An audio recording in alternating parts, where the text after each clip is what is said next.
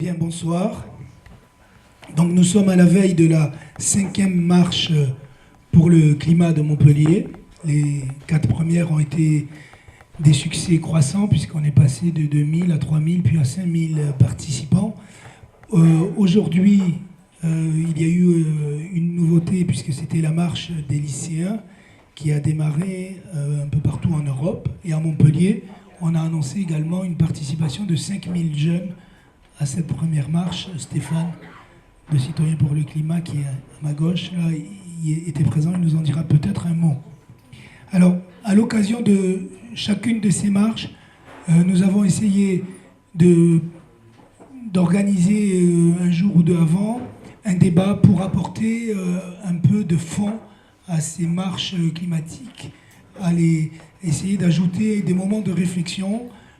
Donc nous avions organisé à la Gazette Café avec l'association Méditerranée Durable un débat sur la géopolitique du climat en Méditerranée et dans les pôles, puisqu'il y a un enjeu très important sur l'Arctique avec le réchauffement climatique. L'Arctique était devenu la proie de spéculateurs, d'investisseurs, et évidemment l'enjeu environnemental n'est pas le seul qui concerne le réchauffement climatique. Et en Méditerranée également, nous avons essayé de porter la réflexion sur les questions de géopolitique. Ensuite, nous avons eu un deuxième débat, toujours avec Méditerranée Durable, sur les conséquences du réchauffement climatique en Méditerranée, où nous avions notamment le président du Plan Bleu, qui s'occupe donc du développement durable en Méditerranée. Lors de la 4e marche, la dernière, nous avions organisé, et puis Stéphane était déjà là, un débat sur les revendications locales, c'est-à-dire quel est le plan climat en vigueur dans la métropole de Montpellier et qu'est-ce qu'il faudrait faire dans l'avenir pour un nouveau plan, puisque le plan actuel s'est terminé en 2018. C'était un plan qui s'est allé sur la période 2013-2018. Les associations avaient élaboré un certain nombre de revendications locales qui ont été remises d'ailleurs au président de la métropole de Montpellier. Et nous avons voulu donc organiser ce débat sur les revendications locales et aussi sur l'analyse du plan actuel pour voir ce qui avait été fait, ce qui n'avait pas été fait, et surtout, est-ce que le plan était à la hauteur des attentes des citoyens et à la hauteur des enjeux climatiques réactualisés par le GIEC et par le sommet de Paris, qui en 2015 a fait prendre des engagements beaucoup plus exigeants aux différentes nations, même si ces exigences sont loin d'être satisfaites depuis 2 ans. Alors aujourd'hui, nous sommes donc à la veille de cette 5e marche, et il nous a paru intéressant de réexaminer les revendications, notamment les revendications locales, mais pas seulement, à l'aune de la question démocratique. Pourquoi ? Parce que souvent, ce qui ressort, et puis on le verra tout à l'heure avec Corinne et Stéphane, et puis Guillaume qui est à ma droite, les alternatives qui permettraient de répondre aux enjeux climatiques ou à la question de la transition écologique en général se heurtent à cette question de la démocratie. Le sentiment qu'on a pu constater à chaque fois qu'on a examiné ces questions, c'est de la part des citoyens un sentiment de dépossession de ce qui fait le cadre de leur existence quotidienne, aussi bien le cadre spatial, c'est-à-dire l'endroit où on vit, la ville, la métropole, on va en parler, que le cadre économique. Le sentiment qui domine, c'est qu'on subit un mode de développement dominant qui évidemment est contraire à toutes les attentes que l'on pourrait formuler pour répondre aux enjeux du changement climatique ou pour avoir des vies plus conformes en termes de transition écologique. Alors aujourd'hui, nous allons questionner cette question de la démocratie, je dirais de la démocratie en général, mais plus spécialement de la démocratie dans la métropole. Alors, je précise tout de suite qu'il s'agit d'interroger la métropole en général, mais aussi la métropole de Montpellier en particulier. Je le dis d'autant plus que nous avons Isabelle Touzard qui est avec nous, qui était vice-présidente de la métropole de Montpellier et qui a été, excusez-moi du mot, virée par Philippe Sorel, alors qu'elle essayait de développer justement des alternatives dont on pourra parler tout à l'heure. Donc ce sentiment de dépossession, c'est le point de départ. On se rend compte que tous les choix stratégiques, en fait, échappent totalement aux citoyens. Je vais prendre quelques exemples quand même qui nous avaient occupés dans nos débats précédents. L'urbanisme, l'étalement urbain que nous subissons, on fait toujours ce constat que les choix d'urbanisme échappent totalement aux citoyens. La plupart des programmes, des nouveaux programmes en particulier à Montpellier, sont faits contre l'avis des habitants actuels, au nom des habitants futurs, peut-être, pour répondre à des demandes de logement. Enfin, ça, c'est le discours officiel. En général, c'est pour répondre à une spéculation immobilière. On a l'impression que la ville est faite par les lobbies de l'immobilier au niveau local et même au niveau national, et que l'avis des habitants compte peu. Mais c'est vrai sur la question des transports aussi, où à Montpellier en particulier, mais je crois que c'est vrai dans toutes les métropoles, on subit une situation de transport plus qu'on ne la pense. Ici, je ne refais pas toute l'histoire, mais quand on pense au dédoublement de la 9, à la question des rocades, à la question de la nouvelle gare TGV complètement inutile, qui a été construite contre même l'intérêt des usagers, puisqu'aujourd'hui le service est moins bon que quand il y avait une seule gare. Bon, on a l'impression que toutes ces questions échappent complètement aux citoyens. C'est vrai aussi de l'alimentation, et je dirais même de la consommation en général, où on voit bien que la façon de consommer nous est un peu imposée, ne serait-ce que par des questions d'urbanisme commercial. On a souvent accès qu'à un supermarché, à des grandes surfaces, qui s'installent de plus en plus. On continue à construire une ville avec des zones spécialisées. C'est Odysseum qui va s'étendre, c'est le quartier Aude, où là encore on continue à développer un urbanisme commercial, au lieu de construire une ville avec de la vie économique et du commerce de proximité dans les quartiers, qui semble être pourtant le modèle que les citoyens préfèrent quand ils ont le choix et quand on les consulte.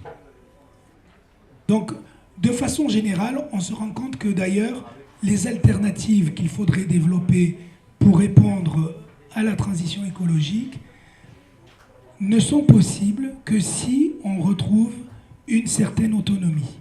Et j'insiste là-dessus parce qu'il ne s'agit pas simplement de parler de démocratie formelle, de démocratie représentative, ni même de démocratie participative ou de concertation avec les fameux conseils de quartier.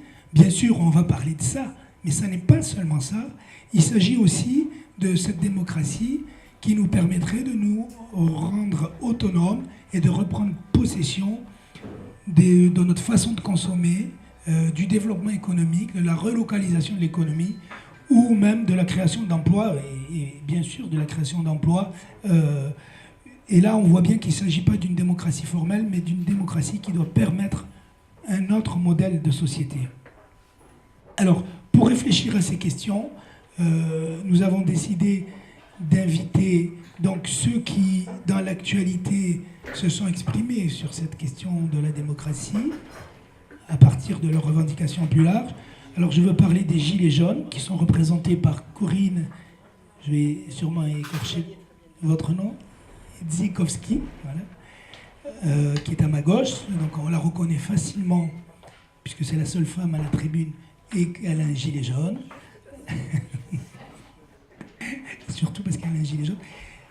Un peu plus à ma gauche, donc Stéphane Herbe, qui est coordinateur de citoyens pour le climat et des marches pour le climat. Donc c'est un des principaux organisateurs de la marche de demain. Il en profitera pour donner d'ailleurs des rendez-vous précis demain. Et puis alors à ma droite, notre grand témoin, Guillaume Faburel, qui est professeur d'urbanisme et de géographie à l'université de Lyon 2 et un institut d'études politiques de Lyon, et qui a publié un ouvrage dont le titre est déjà tout un programme, puisque son ouvrage s'appelle « Les métropoles barbares ». Je précise que c'est un ouvrage qui a eu un prix de la Fondation de l'écologie politique au mois de novembre dernier. Donc, on nous dira un peu plus pourquoi. Alors, je vais commencer tout de suite par donner la parole à Corinne. Du point de vue des Gilets jaunes, comment vous pensez la question de la démocratie? Je sais que les Gilets jaunes se sont battus principalement sur le pouvoir d'achat, c'est la première chose qu'on a entendue, mais ils ont très vite aussi réfléchi aux questions des institutions, aux questions de citoyenneté, aux questions de la démocratie. Quelles sont vos revendications et comment vous faites le lien entre pouvoir d'achat, fin du mois et démocratie? En fait, ça va être difficile de représenter tous les Gilets jaunes, parce que, comme vous avez compris, ils sont issus de milieux très divers d'une part, et ils sont arrivés dans la rue avec des revendications très particulières, même si à un moment donné, il y a beaucoup de choses qui se recoupent, effectivement. À force de discuter, les gens se retrouvent dans la rue, les gens reprennent en fait le pouvoir quelque part de leur vie. Quelque part, ils ont un espoir de enfin sentir que les autres partagent avec eux les mêmes revendications, les mêmes problématiques. Et du coup, il y a peut-être une possibilité de faire quelque chose. Voilà, donc donner les revendications des Gilets jaunes, j'ai envie de vous laisser sur la table en partant des petits flyers qui ont été distribués assez grandement sur les 3 principaux groupes qui sont nés sur Montpellier, qui se sont regroupés autour des prés d'Arène, autour du Grand M et dernièrement, depuis un mois, au rond-point de la Lyre. On s'aperçoit quand on est dans la rue qu'il y a beaucoup de sympathisants, malgré les médias officiels qui semblent vouloir dire le contraire et faire croire à tout le monde le contraire. Il y a beaucoup de sympathisants. Et en fait, les idées des Gilets jaunes se regroupent aussi, vont du côté de l'écologie, immanquablement. Parce que moi, personnellement, je me dis que de toute façon, demander un pouvoir d'achat plus important, demander une justice fiscale, etc., si un jour notre terre s'écroule, ça ne sert plus à rien. Donc je pense qu'effectivement, le départ, c'est ça. C'est le climat, c'est la terre, c'est remettre au goût du jour peut-être des modes de fonctionnement qu'on avait oubliés, c'est essayer de repousser les grandes tentations de l'hyperconsommation, c'est ce que M. Mégas vient de dire, effectivement, on va dans le même sens. Après, il faut aussi expliquer que les Gilets jaunes ont très peur des institutions, ont très peur des représentants. C'est pour ça qu'en principe, il n'y a pas une personne vraiment qui peut parler au nom d'autres. Et ça va peut-être être une difficulté pour la suite du mouvement, effectivement. Mais c'est comme ça qu'ils ont souhaité se créer et s'organiser jusqu'à présent. Donc les institutions leur font peur. Jusqu'à présent, ils n'ont pas été entendus par les institutions, ils n'ont pas été suivis par les institutions. Et même, on peut dire qu'au niveau étatique, ils ont été très mal accueillis, rejetés, malmenés. Donc aujourd'hui, revenir vers des personnes qui pourraient leur promettre des choses, je crois que ça va être difficile. Et personnellement, moi qui suis dans le mouvement, pas depuis le début, parce que moi je suis quelqu'un de pas du tout politisé, pas du tout intéressé jusqu'à présent par la politique. Quand j'ai vu des gens qui se rassemblaient régulièrement dans la rue, je suis allée voir pour essayer d'entendre, pour essayer de comprendre. Je me suis dit, mais qu'est-ce qu'ils veulent? Qui sont ces gens-là? Et de plus en plus, en fait, je suis rentrée dans le mouvement en me disant, oui, c'est justifié. C'est vraiment justifié ce qu'ils demandent. Mais est-ce qu'on va avoir derrière quelqu'un qui va rattraper ça, qui va pouvoir entendre, qui va pouvoir comprendre, qui va pouvoir agir en ce sens? Ne pas laisser les gens démunis dans la rue. C'est important pour la suite, pour les mois à venir, je pense. Juste une question, au-delà de la peur des institutions, de la méfiance vis-à-vis de la représentation politique, vous avez, je crois, quand même proposé des instruments pour redonner la parole aux citoyens. Peut-être vous pouvez nous rappeler les principales idées. Le plus gros des instruments qu'une partie attend, même si ce n'est pas encore une fois la totalité, c'est pas partagé entièrement, c'est ce référendum d'initiative citoyenne. Parce qu'ils ont l'impression que par ce biais-là, ils vont pouvoir vraiment reprendre possession, vraiment pouvoir à nouveau décider de leur vie, en fait. C'est du moins ce sentiment. Après, ce qui va en devenir, comment ça va s'organiser, effectivement, encore, on est dans le flou malgré ces 4 mois maintenant dans la rue. Mais le RIC est une des principales demandes, je pense. C'est par ce RIC qu'on pourra peut-être peu à peu remettre les institutions plus proches des citoyens. En fait. Ramener en fait la gouvernance un peu plus proche du citoyen. Est-ce qu'il y avait d'autres revendications sur le plan démocratique ou institutionnel ou seulement le RIC ? Effectivement, à mon avis, ça passe par le RIC, mais certains ont mis d'autres choses en avant, effectivement. Ça parle de pouvoir d'achat, ça parle d'hébergement digne pour les personnes sans abri, pour les personnes même parfois qui travaillent, qui doivent dormir dans leur voiture, parce qu'aucun propriétaire ne leur fait confiance par rapport à un contrat de travail précaire, etc. Donc il y a la problématique du logement. On demande aussi les reprises en main des grands services publics, le contrôle de l'énergie, de l'eau, des transports publics, les sortir du domaine du privé, quoi, les récupérer. Remettre du monde dans les campagnes aussi, ça me paraît être quelque chose d'important. Aujourd'hui, on agglutine tout autour de la ville. On vient travailler en ville, on vient consommer en ville, et puis plus aucun médecin, aucun pharmacien, aucun dentiste dans les campagnes. Alors que la vie est de plus en plus difficile pour les plus démunis en ville, on les oblige presque à coller à cette agglomération pour pouvoir survivre. Donc ça, c'est une problématique. Et puis tout ce qui tourne autour, bien sûr, de la fraude fiscale, là, quelque chose des sujets un peu plus politiques. Ils demandent la suppression du CICE, le rétablissement de l'ISF, voilà, même si c'est très discutable, effectivement, tout ça. Mais on peut dire que la revendication de transparence était quelque chose de très fort aussi. La transparence, oui, la transparence. Dans la gestion publique. Tout à fait. Ouais, ils ont vraiment l'impression d'être spoliés de tout, en fait. On leur ment. Et ça, c'est une prise de conscience assez récente, ou du moins qui s'exprime récemment. Et qui est née, alors j'ai entendu dans le débat tout à l'heure, pourquoi d'un seul coup il y a toute une population qui se réveille. Mais non, c'est pas d'un seul coup, c'est juste qu'il y a eu une flamme à un moment donné. Oui, il y a eu un élément déclencheur, mais c'est des petites choses qui montent depuis très longtemps, tout ça. C'est des injustices qui ont fait qu'à un moment donné, les gens acculés ont fini par faire un pas de plus, quoi. Mais c'est pas quelque chose qui arrive comme ça d'un seul coup. Et ce qu'il demande aussi, et qui peut s'expliquer, c'est la reconnaissance au niveau des élections, la reconnaissance du vote blanc.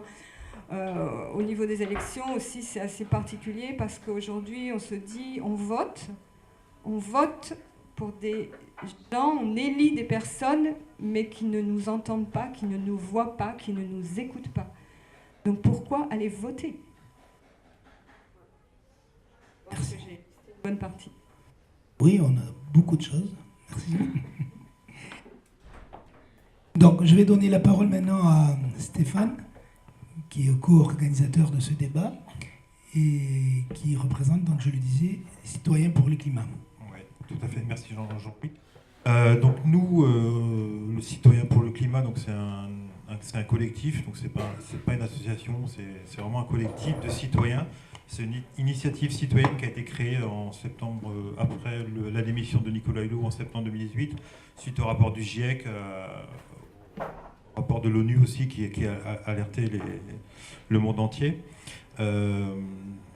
Pourquoi on a créé ce collectif ? C'est pour répondre aux besoins de la société civile de se fédérer et de se structurer. Donc petit à petit, on avance. On est à notre 5e marche aujourd'hui, donc on voit bien que les citoyens prennent de plus en plus d'ampleur et veulent dire des choses de plus en plus importantes et montrer qu'ils ont besoin de s'exprimer et surtout d'être entendus derrière par nos politiques. On a eu l'occasion de faire la 4e marche, donc la marche dernière, c'était une marche de revendication sur plusieurs points, l'agroécologie, l'énergie, le transport. Et on a demandé, enfin les citoyens, parce qu'on a fait ça avec les citoyens, par exemple pour la métropole, on a demandé que soit créé un bureau citoyen, une assemblée citoyenne qui pourrait faire voir ce que fait nos élus locaux avec nos sous, quoi, en fait. Voilà, pour valider les projets, les grands projets, voir quitte à, pourquoi pas, ne pas leur donner aussi un budget, au-delà, enfin 20% du budget d'une métropole, et qui puissent travailler avec. On a fait aussi, il y a eu le grand débat, enfin la réponse c'est demain, aujourd'hui je crois, ouais. Donc ça c'est au niveau national de Citoyens pour le climat, donc on revient un peu sur le RIC a été demandé aussi. Mais là aussi pareil, quoi, on n'est pas tous d'accord non plus sur le RIC. Voilà, il y a eu... on incite les communes à proposer des ateliers environnementaux à leurs administrés, instituer une journée nationale de la reforestation, rendre systématique l'intégration des représentants d'associations et de collectifs dans tous les lieux décisionnaires sur les questions environnementales, inscription dans la constitution du RIC, changer le mode de relation élu-citoyen en favorisant la démocratie directe, participative et locale. Voilà, ce sont les choses que nous, on a demandé au niveau national et au niveau local. Que vous dire de plus?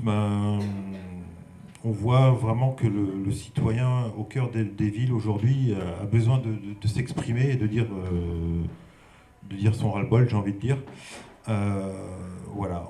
Demain, l'accent sera mis sur les vélos, donc les citoyens, les cyclistes à Montpellier. Pourquoi? Parce qu'à Montpellier, il n'y a aucune politique des pistes cyclables qui a été faite. Donc voilà, c'est une initiative citoyenne qui va être mise en avant demain sur la marche.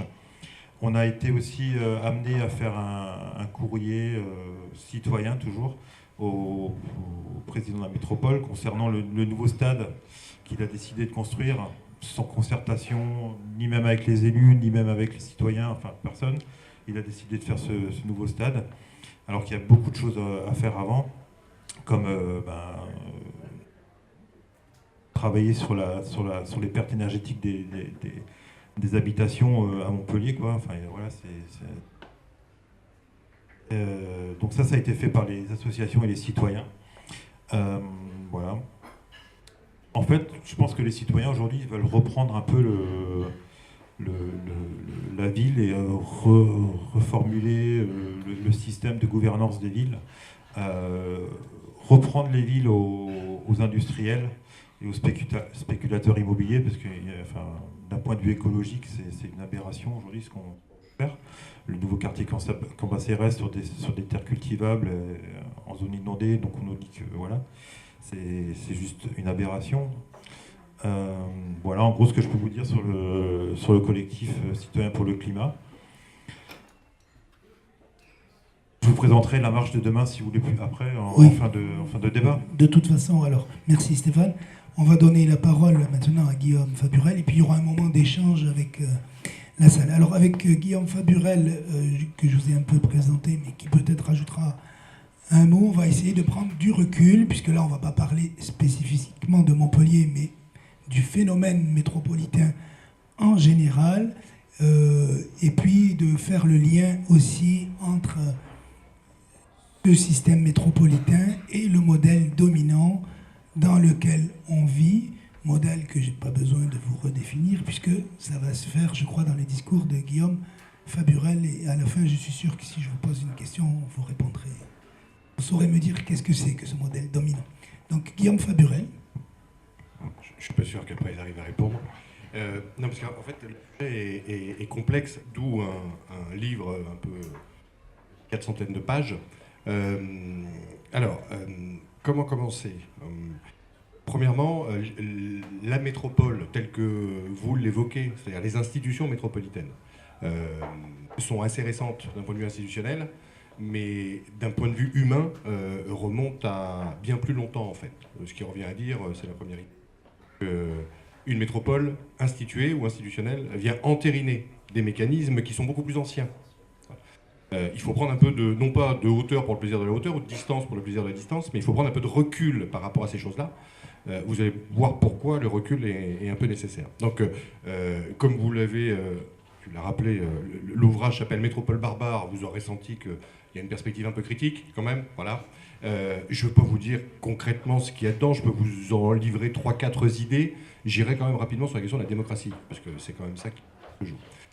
Donc l'ouvrage est un livre de combat qui vise à critiquer particulièrement, mais de manière un peu étayée, ce qu'est justement le fait métropolitain qui remonte à une 40aine d'années. Donc il y a des retours d'expérience, il y a des cas d'études de France et d'ailleurs, voilà, New York, Dublin, mais aussi Lille, Marseille, Bordeaux, etc., le Grand Paris, pas le Grand Paris. Et en 3 temps, en fait, c'est à la fois un temps sur la métropolisation, c'est la néolibéralisation générale de nos vies.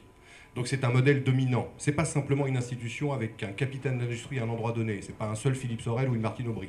C'est plus largement, ou un Alain Juppé ou ce que vous voulez. C'est plus largement le rôle d'une économie qui, à l'ère néolibérale, a besoin dorénavant de se localiser dans des espaces métropolitains. Ce qui pose la question de la ville, j'y reviendrai. Voilà. Et de nous, urbains et citadins, dans la ville métropolisée. Donc le phénomène général, la première partie, vise à en faire un constat d'ordre économique, sociologique et écologique. Voilà. Sociologiquement, il y a des effets délétères, écologiquement, il y a des effets non moins délétères. Ça, c'est plutôt la deuxième partie de l'ouvrage. Une fois avoir présenté le modèle générique, voilà, à partir d'ouvrages et de retours d'expérience, et un deuxième temps sur les dommages que le fait métropolitain inflige. Et là, c'est de la relégation, de l'exclusion, du déni démocratique. Vous l'aurez compris, c'est critique, hein, je vous l'avais dit, hein, mais du déni démocratique, de la ségrégation, des effets écologiques, etc. etc. Et j'insiste particulièrement dans la deuxième partie sur un point, ou plusieurs même, qui est, peut-être qu'on aura l'occasion d'en discuter, parce que généralement quand je présente le bouquin, c'est là-dessus qu'on vient me chatouiller un peu, c'est qu'en fait, on a tous le modèle métropolitain en nous. Donc la deuxième partie est aussi orientée sur les imaginaires de la ville. Voilà. C'est-à-dire qu'on a des imaginaires qui sont très très urbains en fait. On a des modes de vie qui sont très très urbains. Et que penser le dépassement de ce modèle-là, ça ne peut pas se faire sans à un moment donné se poser la question de notre propre rôle quotidien dans la réalité qui nous est imposée. En termes comportementaux, j'ai quelqu'un en face de moi qui est en train de courir sur un tapis roulant depuis tout à l'heure, à l'état statique, et c'est typiquement ça. Voilà, le modèle métropolitain. Voilà, il est là. Au lieu d'aller effectivement, ou arrêter de courir, parce que je suis pas sûr que courir ça a une quelconque utilité, mais bon, c'est pas grave. On a donc des comportements attendus, on a donc des attitudes qui à un moment donné sont conditionnées. Il y a une organisation de nos propres conduites. Voilà. Pour reprendre les termes de Foucault, la métropole est un biopouvoir. Voilà. C'est gouverner nos corps dans le sens attendu, celui de la marchandise, de la consommation, de l'accélération, etc. Donc le deuxième temps du bouquin est très orienté vers anthropologiquement ce qui nous est imposé dans les métropoles au nom du mouvement, de l'accélération, du divertissement, du sport, les stades et tous les équipements et les événements sportifs dont tu parlais tout à l'heure se retrouvent dans toutes les métropoles. En fait, dans toutes les métropoles, on a le même modèle générique. Donc je fais la boucle avec la première partie. Et la dernière partie, je m'arrête là. La troisième partie, en fait, on ne pouvait pas s'arrêter à un constat simplement négatif. La troisième partie est très orientée sur des alternatives, en fait, sur des formes de résistance à cette chose-là. Et là, le constat qui est fait, c'est pour ça que j'ai été assez sensible à l'idée des campagnes. Le constat qui est fait, c'est que les véritables alternatives aujourd'hui, elles sont en dehors des métropoles. Ce qui pose la question de notre rapport à la ville, ce qui pose la question de la capacité qu'a la ville aujourd'hui à nous donner une puissance d'agir. Par la démocratie, par des dispositifs déjà institués, par une institution métropolitaine, toutes ces choses-là. Donc les retours d'expérience qu'on livre au fur et à mesure, dans la troisième partie, sont à la fois de l'urbain, les marches anti-touristes à Venise, les marches anti-ségrégation, les mouvements de squat qui renaissent à Genève. Voilà, vous avez des retours comme ça dans des métropoles où c'est l'action directe, hein, c'est la démocratie directe qui semble faire un retour et opérer un retour.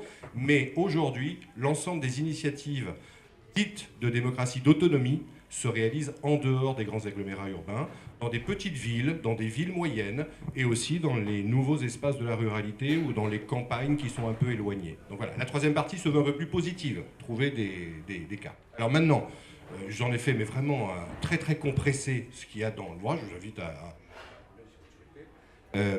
sur la question démocratique.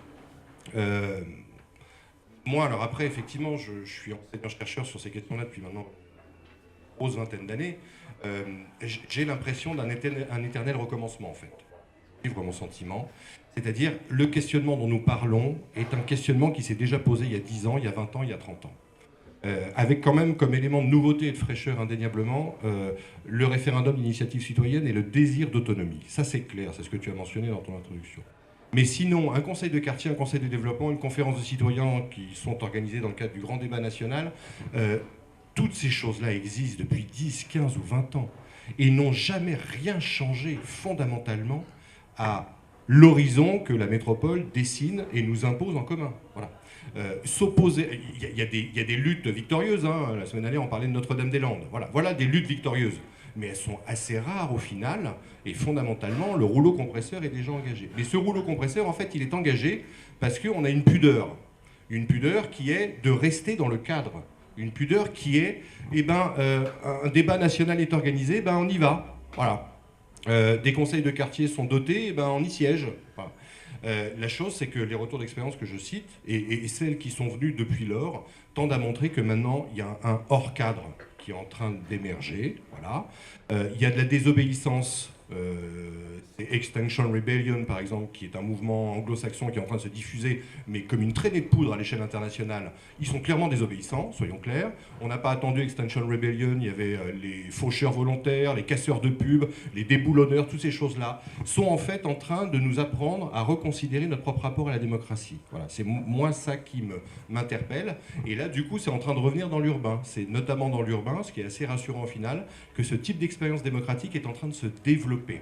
Alors, ce qui n'est pas sans poser la question de la violence, ce qui n'est pas sans poser la question du respect de la règle et de la loi et de la norme, mais force est de constater, notamment dans les jeunes générations, qu'il y a moins de pudeur vis-à-vis des cadres institués. Voilà. Il y a aujourd'hui, une entente minimale et commune qui est de dire que les institutions telles qu'elles existent, ne peuvent pas accoucher de leur contre-modèle. Voilà. La démocratie telle qu'elle est fondée en représentation ne peut pas à un moment donné se suicider au point de déléguer un pouvoir ou de transférer un pouvoir au nom d'une autonomie. N'attendons pas des dispositifs dont nous parlons, qui peuvent éventuellement amender un aménagement, qui peuvent éventuellement retravailler la fonctionnalité d'un espace. D'accord ? Ça peut avoir cet effet-là. Mais fondamentalement, si on s'oppose à un objet, si on s'oppose à un aménagement, les cadres institués ne permettent pas ce type d'expression. C'est pour ça que ça pose la question, et c'est ce qui est constaté, de la réoccupation des sites. Voilà.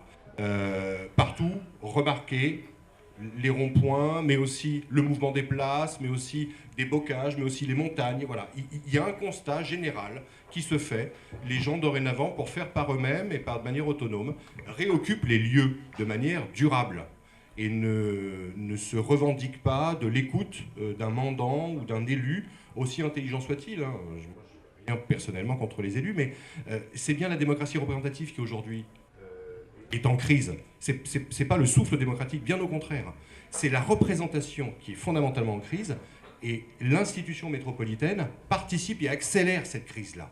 Parce qu'il n'y a pas dans les institutions métropolitaines une quelconque envie, un quelconque désir à un moment donné de partager le pouvoir, de rehausser la puissance d'agir qui pourtant frappe à la porte de la démocratie depuis maintenant 30 à 40 ans. Voilà. Depuis 30 à 40 ans, pendant qu'on a le phénomène métropolitain, on a un désir d'autonomie qui n'a jamais cessé de croître. Je termine l'ouvrage là-dessus. Mais plus largement, c'est bien une question des mouvements, de leur place et de leur pouvoir à changer éventuellement un certain nombre de choses. Et les questions sociales et écologiques sont structurelles derrière ça. Voilà. On a parlé de la fiscalité, mais les questions de justice sociale et de finitude planétaire ou de crise globale par l'écologie sont les deux thèmes structurants de ce désir de faire de manière un peu plus autonome, de ne plus s'en laisser compter, de faire un peu par soi-même, au souci de soi, de telle manière à proposer, mais modestement, mais de manière efficace pour le coup, des alternatives. Voilà. Donc ça passe pas par le photovoltaïque, mais ça passe par d'autres types de construction en bâtiment, ça passe pas par des hydroliennes, mais ça passe par une sobriété des modes de vie, vous voyez ce que je veux dire ? Il y a tout un tas de besoins qui sont en train d'être revisités. L'éolien généralisé, et encore c'est pas le cas, mais on peut attendre ça éventuellement d'une institution forte qui aurait les moyens et les partenariats publics-privés pour pouvoir faire ça. C'est pas de cette écologie-là dont il s'agit, c'est une écologie existentielle. Voilà. Donc frugalité, sobriété, des modes d'habitat, des types d'alimentation, un rapport au vivant qui est considérablement revisité, et ça ne cesse de germer de partout en fait. Sauf qu'on en parle a priori pas beaucoup, et surtout pas dans les espaces métropolitains. C'est pour ça que j'ai appelé ça les métropoles. Alors, une petite question pour relancer quand même et interroger ce discours qui pose question. Tu séparais bien le phénomène et les institutions. Le phénomène métropolitain, on le connaît de façon complètement informelle. Je pense de l'autre côté de la Méditerranée, on a un exode rural, un amassement massif des populations dans des villes informelles.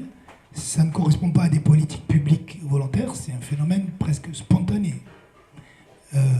Et on a l'impression qu'ici, l'institution métropole, elle était là pour deux choses, pour mettre de l'ordre dans cette croissance urbaine qui était quand même très désordonnée. Ici, c'était la concurrence entre les communes, chacune avait sa zone commerciale pour récupérer de la taxe professionnelle, chacune avait ses lotissements qui étalaient la ville parce qu'il fallait avoir le plus d'habitants possible. Bon. La volonté de croissance était anarchique et concurrentielle entre les communes. Et la métropole, d'abord les agglomérations et les métropoles, sont venues aussi essayer de mettre un peu d'ordre réglementaire dans tout ça. Donc plutôt organiser ce phénomène, même s'il existait déjà. Ça, c'est la première chose, même s'il y a une autre dimension qui est créer le discours dominant, créer des entités capables de résister à la concurrence au niveau européen.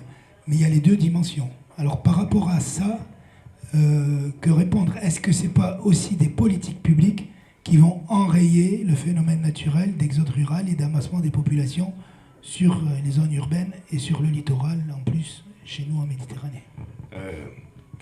L'exode rural n'a rien de naturel. C'est une construction politique. Il fallait nourrir le cœur industriel que représentaient les villes, et donc aux États-Unis, en Angleterre et en France, dès la fin du XIXe siècle, on a incité, plus qu'incité, on a conditionné la paysannerie à abandonner ses cadres démocratiques et à venir petit à petit peupler les villes. Et ça, l'exode rural en France, les démographes sont tous là-dessus unanimes, s'est inversé en 1975. Voilà. C'est-à-dire qu'il y a maintenant autant de gens qui en partent que de gens qui en viennent. Sauf que c'est pas ce que vous entendez dans les débats. Voilà.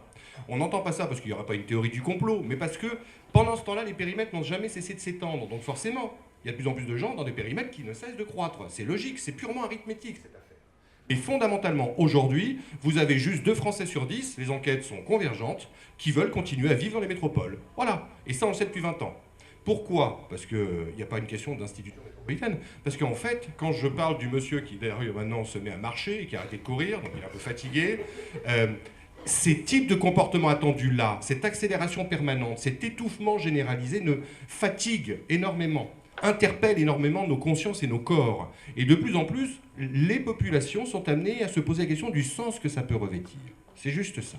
Donc, quand il y a 2 Français sur 10 qui veulent continuer à vivre dans la métropole, tous n'ont pas les moyens d'en partir. Soyons clairs, je ne suis pas en train de dire qu'il y a 8 Français sur 10 qui sont partis des métropoles. Sinon, statistiquement, on le verrait quand même un peu. C'est juste qu'il y a un désir croissant de vivre différemment. Et donc, cette idée de l'exode rural n'est pas démontrée. Il y a aujourd'hui un sentiment partagé que quelque chose a échappé à nos existences et que le sens que ça revêt n'est plus le sens qu'on y mettait il y a peut-être 20 ou 30 ans, et que du coup, le périurbain est peut-être à analyser un peu différemment. Voilà.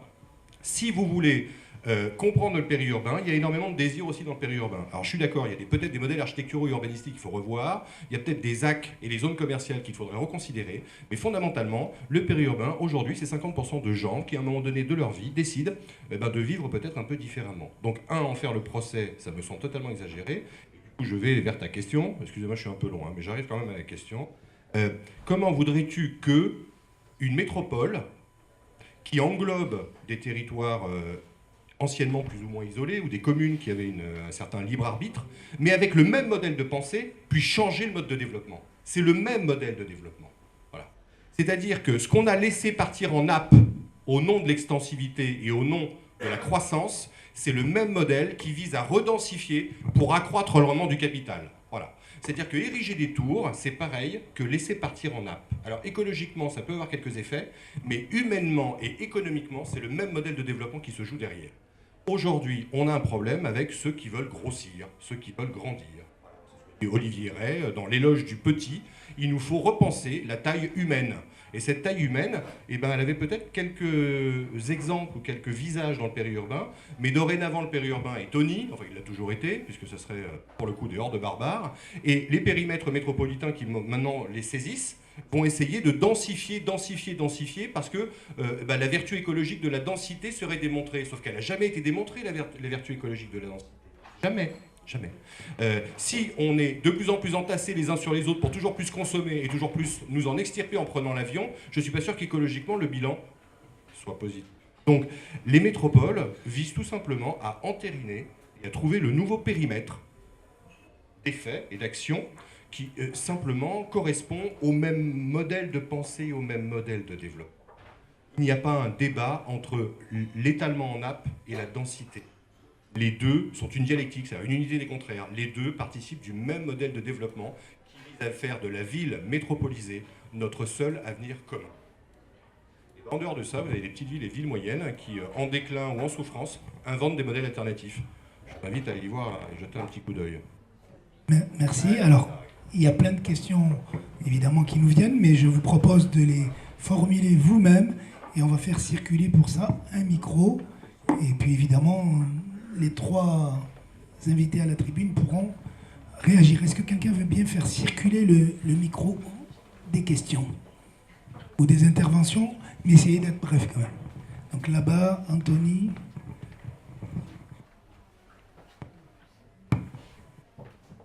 Bonsoir. Donc je partage à peu près le constat qui a été fait. La question principale pour moi, c'est comment on casse cette logique-là. Jean-Louis est a priori candidat aux prochaines municipales et donc éventuellement à la métropole. Comment, si tu es élu, concrètement, tu pourrais affronter les lobbies des promoteurs immobiliers pour casser cette logique-là? Je pense que la question, elle est là en fait. C'est comment est-ce qu'on peut encore arrêter ce rouleau compresseur ou pas? On va prendre plusieurs questions et puis... Ah si, tout de suite, moi je veux bien. Non, c'était juste par politesse. C'était juste par politesse, mais je me ferai un plaisir d'y répondre. Mais si Guillaume veut apporter des...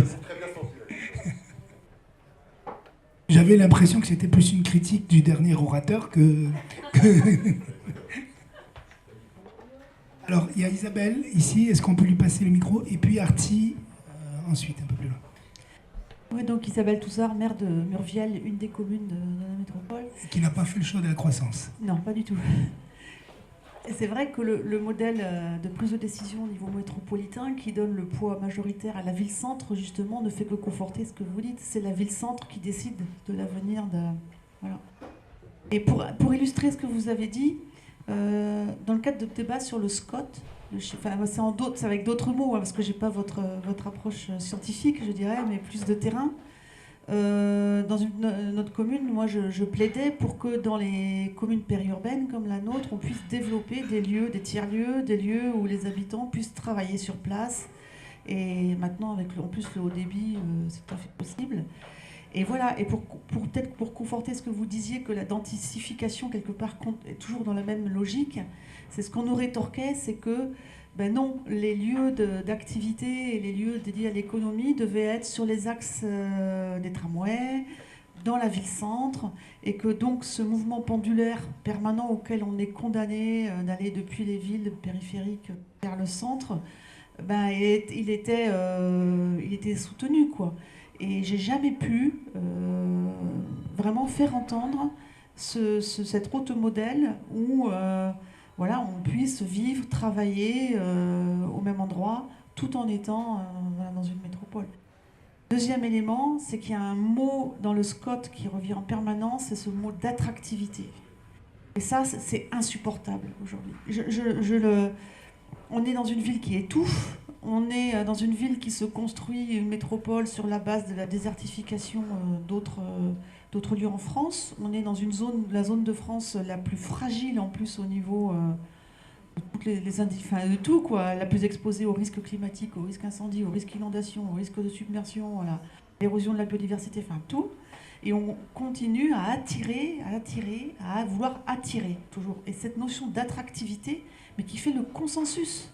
C'est un leurre, et le leurre, derrière, c'est l'emploi. C'est vraiment ça qui est toujours mis. Et c'est un cercle vicieux dont on n'arrive pas à sortir. Voilà, c'est juste pour vous dire que ça conforte, avec d'autres termes, je pense, ces grands débats qu'on a au niveau de... Mais je pense qu'il faut vraiment changer le mode de représentation aussi, au sein des conseils métropolitains. Moi, c'est une réflexion que j'ai qui fait qu'il faut casser, c'est une des façons peut-être, je ne sais pas ce que vous en pensez, de casser ce cercle vicieux du pouvoir centralisé dans les métropoles. La question est notée, on va prendre une troisième. Moi, c'était plutôt une remarque. J'ai entendu un peu votre discours à la lumière de ce que Corinne avait dit avant. Il y a un concept que vous n'avez pas du tout mentionné dans votre grille de lecture par rapport à la démocratie, etc. C'est la lutte des classes. Je m'aperçois qu'aujourd'hui, dans le peuple de gauche, comme on dit en parenthèse, c'est un terme qui revient, qu'on colle beaucoup sur les mobilisations des Gilets jaunes, etc. Et il me semblait que c'était un petit peu réducteur, parce que vous avez plusieurs entrées par rapport à cette affaire-là. Il y a la question de la démocratie, la question du périurbain par rapport à l'urbain, les campagnes par rapport à la ville, la démocratie locale, la gouvernance, la représentation, etc., les institutions, etc. Donc j'avais l'impression qu'il y avait deux entrées, deux grilles de lecture un peu par rapport à les différentes mobilisations qui sont représentées. Bon, par exemple, les militants de gauche qui veulent coller cette grille de lecture, c'est-à-dire la lutte des classes par rapport aux mobilisations pour le climat, ils ne s'y retrouvent pas. Parce que pour eux, militer pour le climat, etc., c'est pas une lutte des classes, ça ne parle pas du pouvoir d'achat, du néolibéralisme, etc., etc. Alors que les choses sont intrinsèquement liées, mais ils n'arrivent pas à avoir cette entrée-là par rapport à ce type de mobilisation. Donc, j'aimerais bien que vous évoquiez un peu ces différents... Enfin, voilà, c'est ça. Merci. On peut passer le micro devant à Dominique. Et oui. Après, peut-être, on fera un tour de réponse. Moi, c'est juste pour peut-être introduire un autre problème. On a comparé les grandes villes et les lieux, les sites à réhabiliter. Mais vous n'avez absolument pas parlé de la concurrence qui était en train de se développer au niveau international entre les grandes villes. Or, si on écoute aujourd'hui et si on participe, que ce soit au G40 ou à tout ce qui se passe au niveau international, la grande tendance, ça n'est pas de s'occuper, parce que c'est la société qui s'en occupe, du problème entre les territoires et la ville, mais aujourd'hui, les responsables et la gouvernance nationale, internationale, elle est où? Elle est en ce moment dans la concurrence entre les métropoles et elle est dans ce que Saskia Sassen appelle la grande ville, là où on aura simplement les responsables capables d'organiser les autres métropoles. Donc vous l'avez évacué, c'est un peu simple, dans la mesure où ça permet de garder simplement une comparaison entre finalement l'avant, enfin Barjavel en gros, voilà, et d'oublier 1984. Merci. Alors allez, on prend une dernière. Est-ce qu'on peut passer le micro à Luc demain, qui est à 5, et puis on fait un petit tour. Oui, je vais prendre un petit exemple. Je suis architecte urbaniste et je vais prendre l'exemple du logement. Alors le logement, par exemple, avec l'accumulation des gens qu'on organisait, c'est en train de se renverser, effectivement, qu'on organisait de la campagne vers la ville, on abandonne et on déqualifie les logements qui étaient existants, ils ne valent plus rien, ils se détruisent, ça s'inverse un peu, mais globalement c'est comme ça que ça se passe. C'est un système vachement connu qui s'appelle l'obsolescence programmée du système ultralibéral capitaliste et qui, pour gagner plus de fric, démolit ce qu'il a vendu rapidement pour pouvoir en revendre d'autres. Et le logement qu'on amène dans la ville, c'est le même esprit. Et je vais vous donner deux idées, une idée plutôt, si vous voulez, une structure du prix du logement. Un prix du logement, pour être rapide, ça se vend à Montpellier 4 000 €, les neufs, le logement neuf. ça coûte 1 000 € à la construction. Hein. Voilà. Il y a un certain nombre de frais qui s'élèvent quand on est en logement social un peu élevé parce qu'on tripatouille, mais qui ne dépassent pas 2 000. Donc il y a 2 000 € qui se promènent et qui sont récupérés par les promoteurs et les industriels et les banquiers. Et les banquiers, en plus, quand ils prêtent, sur 40 ans, comme maintenant, même avec des taux réduits, ils récupèrent 1 000 €. C'est-à-dire qu'on est à 5 000. Ce qui veut dire qu'il y a 3 000 € qui sont accaparés par le système ultralibéral capitaliste financier spéculateur quand on construit des logements nouveaux en ville. Donc vous voyez, et alors la voiture et les circulations contraintes, c'est-à-dire obligatoires, que les Gilets jaunes ont à juste raison dénoncé en disant comment nous on est obligés de se balader, on commence à nous taxer là-dessus en plus. Bon, ces choses-là, c'est monstrueux. Actuellement, on est à plus de 70 000 morts par an en France sur la pollution automobile et sur les accidents. On est à plus de 4% du PIB sur le coût des accidents. Et tout ça, tous ces gaspillages, c'est du plus comme la gare TGV, tous ces projets inutiles, ces espèces d'accentuation des concentrations et des gaspillages, c'est le système ultralibéral capitaliste qui l'organise. Donc effectivement, il y a une ineptie à vouloir dire qu'on est contre le climat, pour le climat, ou je ne sais pas quoi, sans penser que celui qui organise systématiquement ce qui est dénoncé, c'est l'ultralibéralisme capitaliste. Voilà. Merci. Alors je vous propose d'avoir des réactions en tribune avant de reprendre une série de questions. Qui veut commencer? Corinne, Stéphane, Guillaume? Je me garde la première question. Parce que... Oui. Répondre à Madame par rapport à son intervention de tout à l'heure. Moi, j'invite toutes les personnes avec une haute conscience écologique à venir partager la vie des Gilets jaunes dans la rue de temps en temps et pouvoir insuffler des idées, amener des idées, leur proposer effectivement une autre vision de leur vie qui passerait aussi par l'écologie. Je pense que c'est, à mon sens, c'est quelque chose qui j'y suis très sensible. Mais il faudrait une bonne poignée de personnes, effectivement, pour se diluer dans les mouvements de Gilets jaunes. Oui, ça serait intéressant. Je vais rajouter juste que par rapport à la convergence, enfin, tu disais que les gens de gauche ne s'y retrouvaient pas, tout ça. Ça fait plusieurs marches quand même qu'on rencontre les Gilets jaunes, qu'on discute avec eux sur leur programme, sur le nôtre. Et on les invite à venir marcher avec nous, donc on est main dans la main. Enfin voilà, les gilets jaunes, les gilets verts, c'est le même combat. Depuis le début, on le sait, quoi. Je me suis peut-être mal exprimé. C'était pas pour dire qu'il n'y avait pas de convergence entre tous. Je disais que dans le peuple de gauche, il y avait deux grilles de lecture. Il y en avait une qui était celle de la lutte des classes, et puis il y avait une autre vision qui était beaucoup plus large. Et ce que vous avez fait là est la démonstration que la grille de lecture elle est beaucoup plus large, et c'est ce que Guillaume a dit par la suite. Et pourtant, il y a une partie de la gauche qui continue à plaquer ce modèle très réducteur. Il faut leur dire qu'ils viennent à l'écologie. Il faut leur dire de venir à l'écologie. Oui, mais je te laisse la métropole, parce que moi je vous dis franchement, j'y crois pas une seule seconde, mais pour discuter. Vraiment, je crois pas une seule seconde qu'on puisse changer ces choses-là. C'est peut-être un effet de vieillesse, je sais pas, mais vraiment, je vois tellement de déception, de frustration, de renoncement que ça me semble impensable. Et notamment pour répondre du coup à la question, parce qu'effectivement, c'est le modèle de la ville-monde qui se décline d'échelle en échelle. Jusqu'à maintenant, puisqu'il y a eu un deuxième lot de labels métropolitains, hein, on a eu en 2014-2015 Paul, maintenant on est à 22.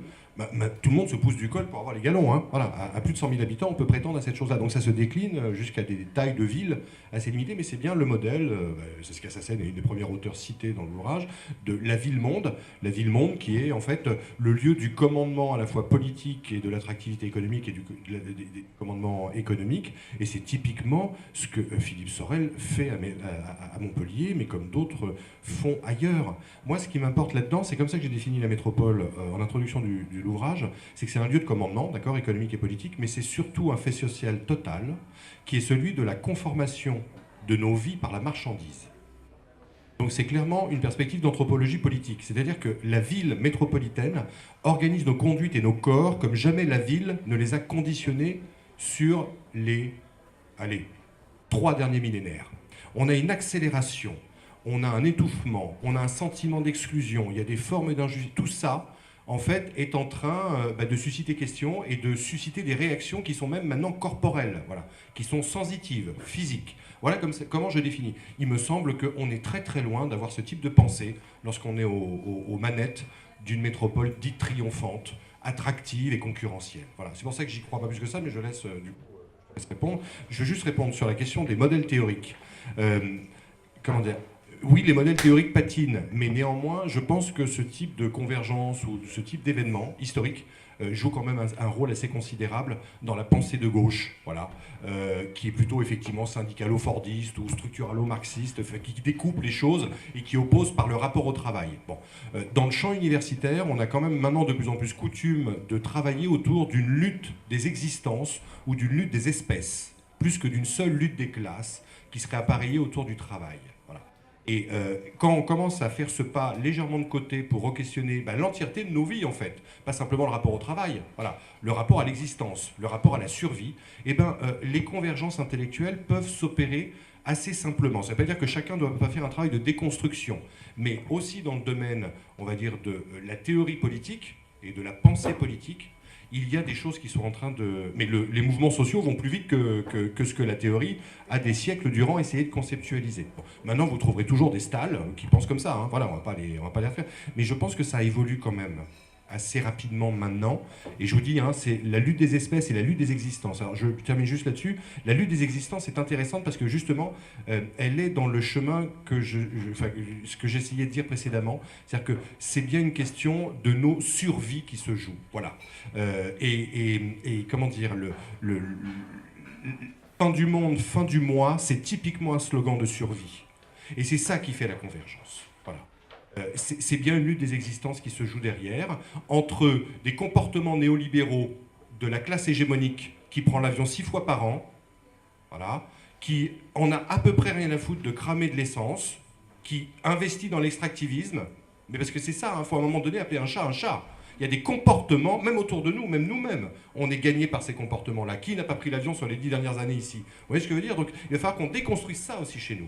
Mais néanmoins, eux, ils ont un cynisme absolu, ils en ont à peu près rien à faire, et ils envisagent d'aller avec SpaceX sur Mars, voilà, et non pas Marx. D'autres se posent la question de l'utilité de ce type de besoins et des comportements et des types d'attitudes que nous avons au quotidien. C'est bien une lutte des existences aujourd'hui. Et ça va être violent, ça va être très violent parce que du coup, la responsabilité, quand les jeunes posent enfin la question des responsables, c'est eux qui sont visés. Voilà. Il y a un moment donné, si jamais on ne met pas en place les dispositifs et les outils de la coexistence un peu pacifique, c'est-à-dire que chacun essaye de faire un pas, je pense que ça risque, et ça a commencé à être excessivement violent. Du coup, c'est aussi pour ça que la lutte des existences et des espèces gagne du terrain dans la pensée politique. Parce qu'elle nous permet d'envisager déjà des systèmes de communication et de dialogue et éventuellement apprendre à sortir des modèles de pensée théorique et de s'appuyer sur les mouvements sociaux qui, eux, convergent assez largement. Merci. Alors, avant de répondre à la question comment on casse cette logique, je voudrais insister quand même, répondre un peu à d'autres questions. D'abord, le lien est fait entre attractivité et croissance. Ça, c'est toujours la dernière en date, c'était quand Montpellier a été classée non plus 8e mais 7e ville de France. Ça, on a eu droit presque à des encarts publicitaires dans tous les panneaux de la ville, avec écrit en dessous Philippe Sorel. C'est tout juste s'il n'y en avait pas une érection représentée sur les affiches. Enfin, or, pour nous, citoyens, on peut se demander ce que ça change à nos vies d'être 7e plutôt que 8e. Enfin, je veux dire, c'est complètement ridicule. Personne n'interroge ce modèle. Et beaucoup de gens dans la rue se félicitent. On est 7e ville de France, etc.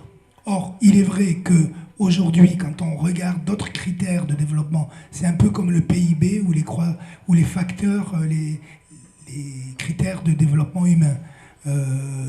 Quand on sort de cette logique, on voit que si on analyse la qualité de vie dans les villes, on a davantage de critères de qualité de vie dans des villes moyennes comme Nantes, Rennes, Grenoble en particulier, que dans des très grandes métropoles comme Lyon, etc. Bon. Pour autant, on sait ce que les gens viennent chercher. Ils viennent chercher du service, ils viennent chercher de l'emploi, ils viennent chercher du commerce. Et c'est vrai qu'ils le payent très cher. Ils payent très cher en logement beaucoup moins accessible. Ils payent très cher en temps passé dans leur voiture pour aller travailler ou aller au loisir. Ils le payent très cher en termes de santé, l'accélération des vies, etc. Mais pourtant, ils viennent quand même. Alors d'abord, moi je voudrais dire que on n'a pas le choix. Il faut trouver des réponses dans le cadre qui existe. On ne peut pas de toute façon imaginer que les rats vont quitter le navire et se retrouver à la campagne demain pour reconstruire leur vie de façon massive. Non mais je crois que c'est pas réaliste d'imaginer ça, et même on peut se demander si c'est possible, parce qu'il y a aussi la question démographique qui est venue compliquer le problème. Il ne faut pas oublier ça. Donc moi je dis on n'a pas le choix, il faut arriver à contrer ces logiques, y compris dans les métropoles et dans les villes existantes. Et ça veut dire quoi? Ça veut dire être capable de dire qu'on va refuser la logique de la croissance. Certaines communes l'ont fait. Isabelle à Murviel a réussi à faire partager ça déjà aux habitants de Murviel. Ça, c'était pas trop difficile, mais à l'appliquer. Donc, et même, moi, je dirais que quand on interroge les habitants d'une ville, ils sont spontanément contre la croissance. Allez interroger les voisins du parc Montcalm. Je dis ça parce que sinon il va m'engueuler, il va me dire que j'oublie de parler de Montcalm. Il me le dit à chaque fois. Mais il va en parler. Mais c'est pas les habitants autour qui ont demandé à avoir 3000 logements de plus et qu'on leur pique encore 5 hectares de parc pour faire 500 logements supplémentaires, comme si les 2000 logements au-dessus ne suffisaient pas. Ça vient de dessus, ça vient... Bon, donc moi je crois que même dans le cadre métropolitain, l'antidote, c'est la parole donnée aux citoyens. Et de toute façon, c'est vrai dans le cadre métropolitain, mais c'est vrai à tous les niveaux, au niveau national comme au niveau européen. L'antidote au lobby, c'est bien la parole citoyenne. C'est même le seul antidote. C'est la parole citoyenne qui, évidemment, ne peut pas se contenter ni de voter tous les 5 ans ou les 6 ans, ni même d'être consulté par référendum. Ça n'est pas suffisant. Quand on parle de parole citoyenne, il s'agit de parole citoyenne pour penser et co-construire la ville. C'est des expériences qui existent. C'est une parole citoyenne qui est à la production même des questions d'urbanisme, de logement et même d'économie. La relocalisation de l'économie ne sera possible qu'avec la participation citoyenne. Et à partir du moment où on se prend en charge, on reconstruit une autonomie économique. Alors ensuite, ça c'est pour la méthode.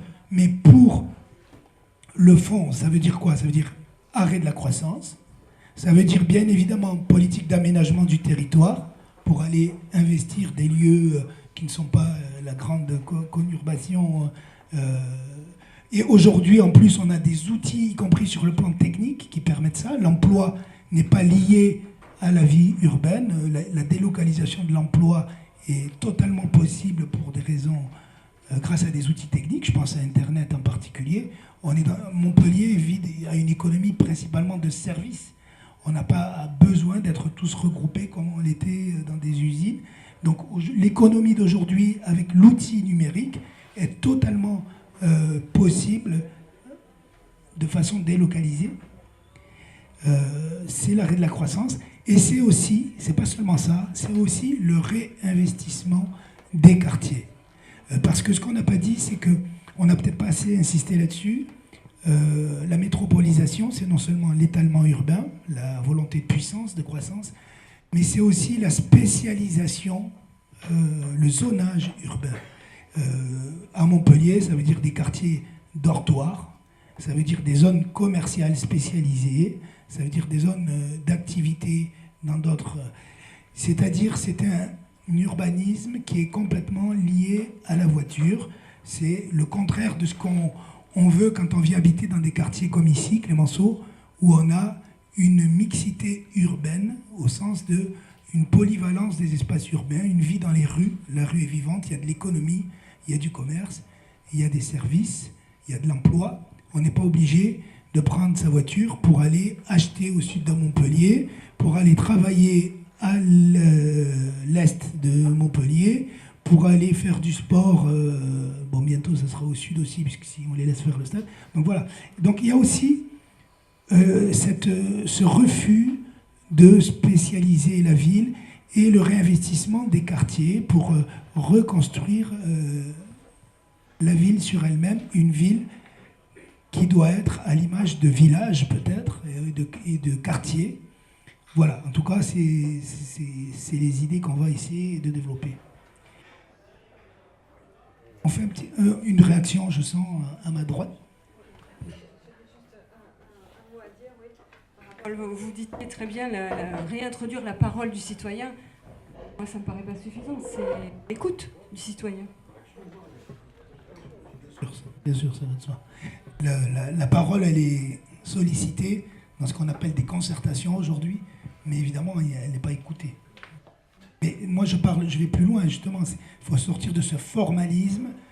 Il faut coproduire les aménagements avec les citoyens. C'est-à-dire, on ne vient pas simplement leur demander s'ils veulent changer la couleur du bâtiment, mais on peut penser la ville. Moi, j'ai des exemples, y compris à Montpellier, où on peut agir comme ça.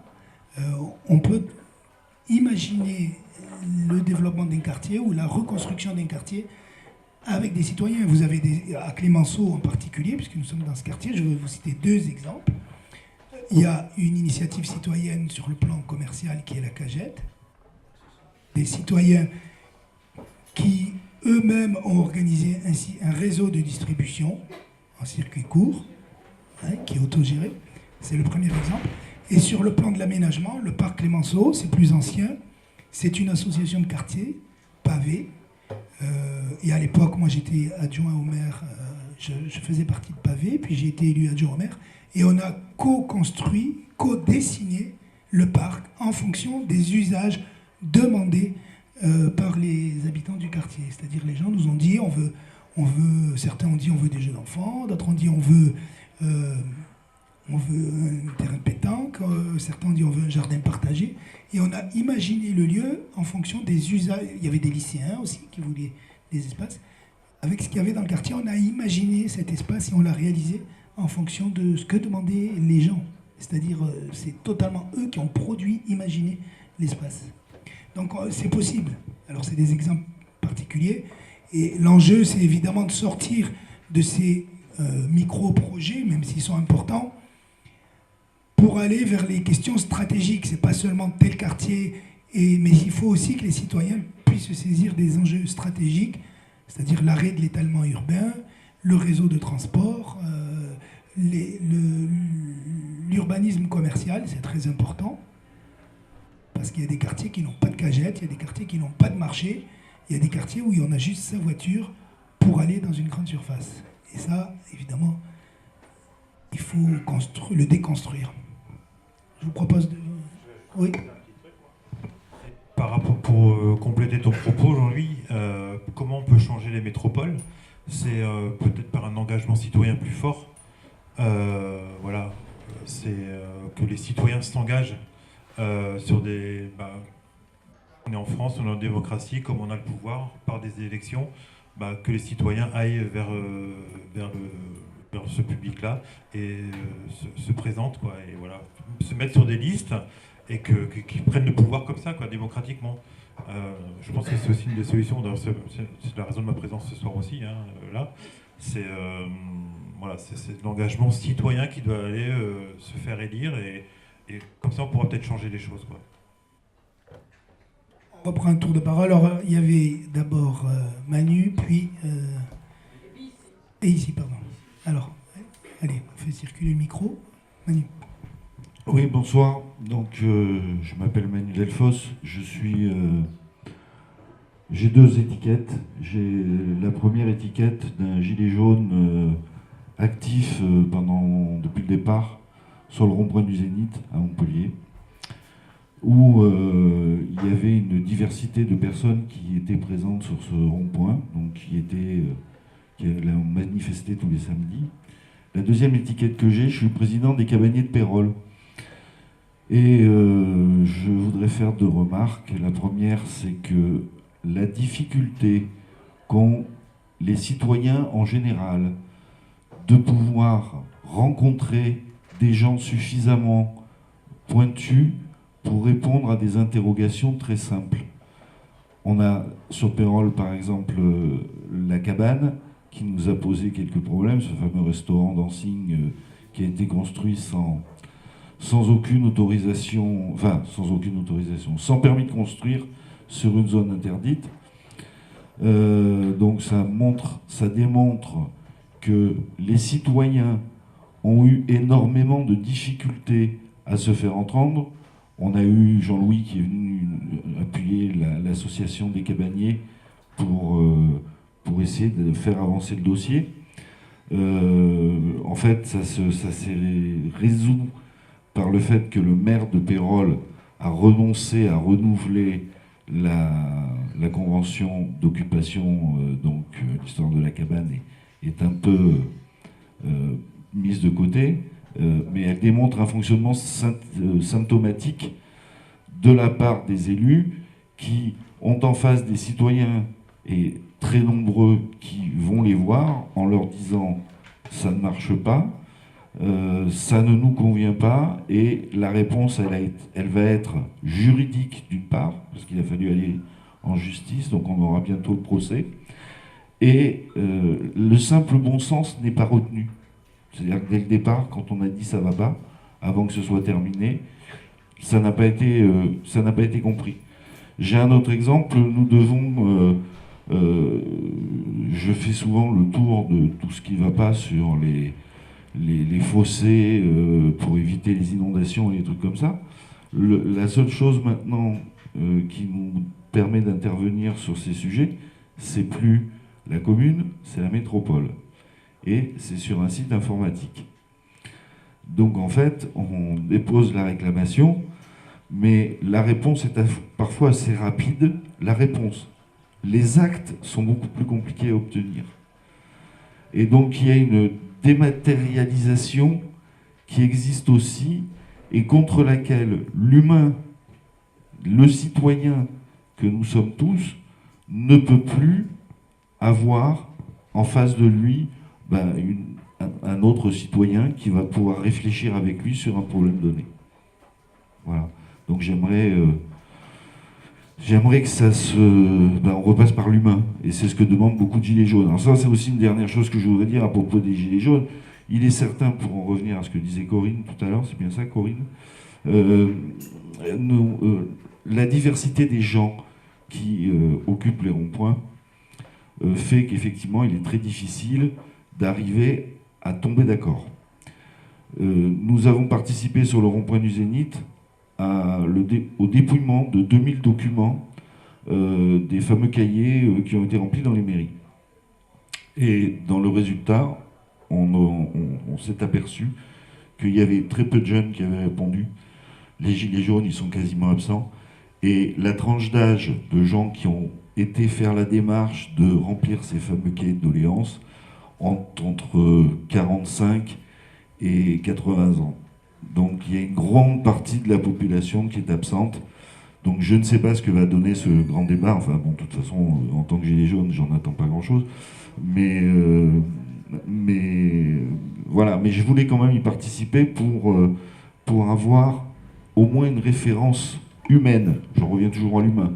C'est-à-dire que nous avons décortiqué à la main, ensemble, les cahiers, on les a lus, on a refait remonter les revendications, et pour le moment, donc on a un échantillonnage de ce qui s'est fait sur ces fameux cahiers. Voilà, c'est pas des ordinateurs qui y répondent.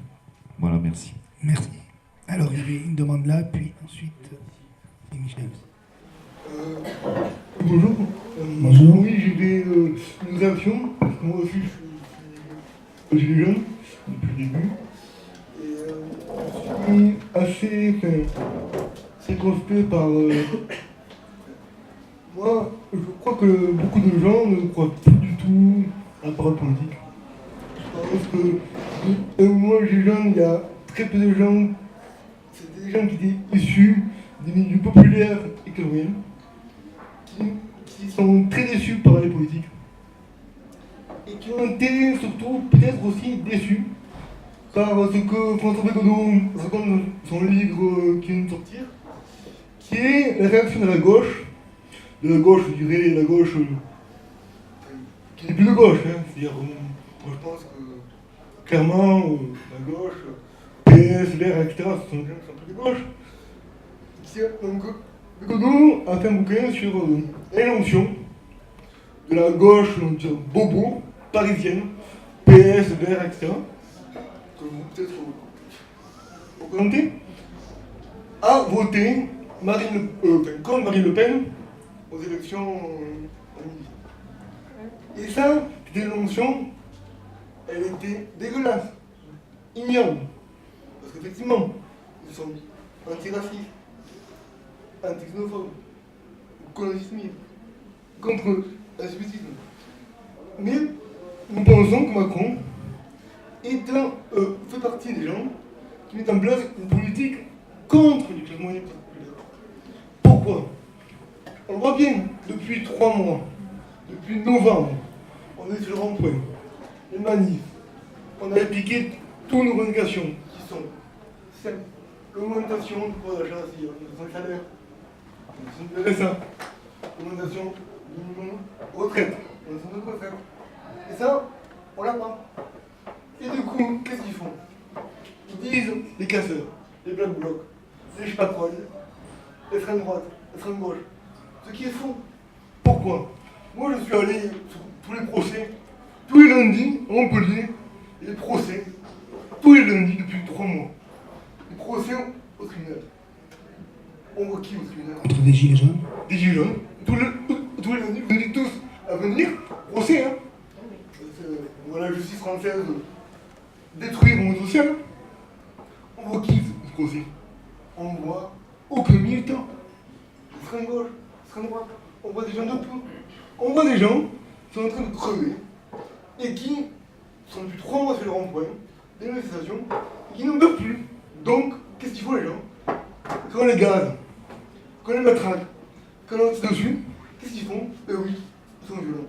Eh oui, c'est humain. C'est humain d'être violent quand on se fait gazer, matraquer, tirer au LBD, prendre des griefs dans les pieds. On s'énerve. Eh oui, c'est normal. Et donc, du coup, on a une parodie de justice. On a une opposition féroce. Et pour autant, ça fait 4 mois, on est toujours là. Ce qui est quand même assez bien vu. Puisque 4 mois de mode social, on n'a jamais vu ça. Même, mais ça aurait pu ça durer 2 mois. Mi-juin. Là, il fait 4 mois. Et donc, les gens, qu'est-ce qu'ils disent, les gens, sur le rond-point, je ne veux pas homogénéiser la parole, mais en tout cas, ce qu'ils disent, c'est qu'ils ne croient plus à la politique. Ils ne croient plus aux élus. Et ils ont raison. Pourquoi? Parce que bon, la droite, on le sait. Bon, on sait qu'il y a des réacs, littéraires, etc. Mais la gauche est au pouvoir. De 81, 80. Ok, Mitterrand, avec des périodes avec le communiste Chirac, etc. Et puis Jospin, et puis Hollande. Qu'est-ce que je dis les gens? La gauche n'a rien fait. Ils nous ont trahis. Et je sais que vous êtes écologiste, non? Les écolos, qu'est-ce qu'ils ont dit au début du mois de juin? Ils ont dit, ah, mais ils sont des gitanes, ils boivent la bière. Voilà, vraiment, c'est ça qu'ils ont dit. C'est ça qu'ils ont dit, au fond d'eux, c'est ce qu'ils pensaient. Ils pensaient ça, ils disaient, ils sont anti-écolos. Sauf que non, ils n'étaient pas du tout anti-écolos. Ils disaient, on pense que l'argent qui se donne à l'écologie, il a dans les poches du Macron des actionnaires. C'est ça qu'ils disaient. Ils disaient, nous, on est écolos. Par contre, avant d'être écolos, on veut manger. Et du coup, on les a traités de tous les noms, de anti-écolos. C'est un scandale. Et la gauche, quand je parle de la gauche, je parle du PS, des écolos, etc., qui sont très timidement positionnés sur 2 mois, etc. Mais les jeunes sont plus représentés par aucun parti politique. Et même, ils veulent réinventer la politique. C'est-à-dire qu'ils pensent que, par rapport au rythme, etc., de manière un peu peut-être aliénée, de manière un peu déconstruite, parce qu'effectivement c'est compliqué de le lire, etc. Mais qui ont ouvert un débat qui n'existait pas en France depuis la République, qui était un débat démocratique. Un débat démocratique, c'est-à-dire comment on peut faire entendre les gens de peu de la base. Et ça, c'est très intéressant. Et je ne crois pas que... Je pense qu'on a une délégation, c'est simple. Soit on accepte, soit on n'accepte pas. Le Grenelle, c'est bidon, on le savait très bien. Soit on accepte une délégation, on fait le Grenelle, au moins on négocie un peu sur la base, soit on dit, il n'y a plus rien à voir, rien à voir. Du coup, on s'entend dans une logique de répression, etc. Mais, pour terminer, juste, je pense que je ne vois pas en quoi un quelconque parti politique pourrait reprendre en compte, bien que tout le monde l'essaie, de Mélenchon à Marine Le Pen, tout le monde l'a essayé, personne n'y est arrivé, parce qu'il y a une certaine hétérogénéité et que c'est populaire en France et que c'est moyenne, qui font que personne n'y arrive, que les gens à la base ne veulent pas. Et même pire, ils ne veulent pas être représentés. Quels médias ont dit oui, des représentants, les gens à la base de leur point, ils s'en foutent. Ils s'en foutent comme nous de rouer le président de l'Oski. Eux, ce qu'ils veulent, c'est qu'on réponde à leur revendication sociale, pouvoir d'achat, etc. Or, Macron ne le veut pas. Donc qu'est-ce qu'on fait On casse. On fait ce qu'on peut. Voilà. Merci. Alors, bon, merci pour ce témoignage. Il y a des demandes de prise de parole, mais peut-être c'est bien qu'on réagisse à ça. Je crois qu'il y a une attente forte. Non, mais c'est un vrai débat. C'est très bien. Moi, je suis ravi que cette colère émerge ici, soit dite telle qu'elle est ressentie, et ce sentiment. Alors, par contre, il faut essayer de l'analyser, parce que vous dites très bien, il n'y a pas de représentation. Ce qui veut dire, la question... Mais tant mieux, mais la question, au-delà de la représentation, moi, ce qui me paraît important, c'est est-ce qu'il y a un débouché politique? C'est-à-dire, est-ce qu'il y a des solutions politiques à ce que vous décrivez? Ça, c'est la vraie question. Oui, mais non, mais d'accord, mais on est d'accord, mais ce débouché politique, le problème, c'est pourquoi cette déception, pourquoi cette trahison que vous signalez de la gauche, et je suis d'accord, moi je pense que ça fait un tort immense. Non mais moi je ne vais pas vous raconter mon histoire, mais moi je me suis désolidarisé du gouvernement Hollande tout de suite dès qu'il a décidé de faire le CICE, qu'il n'a pas profité de la marge de manœuvre qu'il avait justement pour répondre à la fois à la transition écologique et au pouvoir d'achat. C'est-à-dire qu'on a redistribué pour faire de la relance néolibérale, c'est le CICE, au lieu de faire de la transition écologique. La question c'est, est-ce que si la gauche a échoué, c'est justement parce que le modèle dominant n'a pas déjà tellement imprégné la gauche qu'ils sont incapables de penser des solutions. Et ne vous déplaise, moi je considère que c'est la pensée écologiste qui est la réponse à ce modèle dominant aujourd'hui. C'est la pensée écologiste parce qu'elle questionne justement ce modèle dominant, la façon qu'on a d'accumuler cette croissance qui dévore les espaces et l'environnement et qui détruit aussi, qui relègue des gens, qui impose comme ça, mais bien sûr, qui crée cette exclusion sociale, parce que c'est le modèle même de la croissance qui crée cela. Et moi, je pense que la solution écologique, la transition écologique, non seulement est compatible, mais elle est nécessairement liée à une réponse donnée à ce que soulèvent les Gilets jaunes, c'est-à-dire la question du pouvoir d'achat. Il s'agit de trouver, parce que le coût de l'énergie, le besoin de se déplacer, le coût du logement, etc., on n'y répondra pas sans répondre aux questions écologiques. C'est une donnée. La métropolisation est une donnée. Vous avez besoin de vous déplacer. Le changement climatique, le coût de l'énergie est une donnée. On ne peut pas se cacher les yeux. Et donc, si on veut répondre au pouvoir d'achat, il faut aussi répondre à cette évolution de la société. Moi, c'est ma réponse. Et donc, les trahisons de la gauche, c'est peut-être tout simplement qu'elle n'avait plus de modèle pertinent. Et c'est ce modèle pertinent qu'on essaye d'inventer. Michel ? Ben, justement, moi je suis content qu'on ait quelqu'un ici qui dise métropole barbare, parce que les métropoles sont totalement barbares. J'ai vécu 3 ans de mandat comme conseiller d'agglo, c'était pas encore passé en métropole. J'étais le seul élu à exprimer des positions opposées à la décision largement majoritaire prise par tout le monde, de peur de ces élus d'être mal vus du président et de ne pas avoir des sous, dont tout le monde entérinait absolument ce qu'avait décidé le président et son administration. Ça veut dire zéro débat, ça sert à rien, il ne s'y passe rien, tout est décidé d'avance et les élus sont pris un peu pour des pigeons. Voilà. Donc ce modèle doit changer. Mais aujourd'hui, qu'est-ce qui se passe? Et c'est ça qui est important. Et comment les politiques, et comment Jean-Louis et les gens qui vont travailler avec Jean-Louis, comment ils vont répondre aux préoccupations aujourd'hui? Et les préoccupations, heureusement, il y a les gilets jaunes, on les a critiqués. Il y a les marches pour le climat. Ça veut dire que les citoyens, ils ne veulent pas rentrer dans des systèmes organisés, structurés, avec des représentants qui vont aller se faire enterrer, qui vont aller se faire un peu entuber par les élus. On dit, venez, on va négocier. Alors qu'est-ce que vous voulez? Oui, d'accord, on va vous donner. Mais non, le problème qui est posé aujourd'hui, c'est pas ça. On voit qu'on est arrivé au niveau de la métropole, on ne peut rien faire. Au niveau de la métropole, c'est ça le véritable débat démocratique. Ça veut dire qu'aujourd'hui, la façon de désigner nos représentants à la métropole, c'est déjà verrouillé. La ville-centre, elle est majoritaire, elle fait ce qu'elle veut. Ça veut dire qu'eux, ils décident pour l'ensemble du territoire, alors qu'ils ne vont être jugés au moment de l'élection que sur ce qui va se passer à Montpellier, ils sont majoritaires. Il y a déjà des systèmes qui ne fonctionnent pas. Donc ça veut dire aujourd'hui qu'il faut que les mouvements qui sont forts interrogent les politiques et obligent les politiques à prendre en compte effectivement ce que pensent les citoyens. Ça veut dire qu'il faut changer complètement la façon de prendre les décisions en métropole.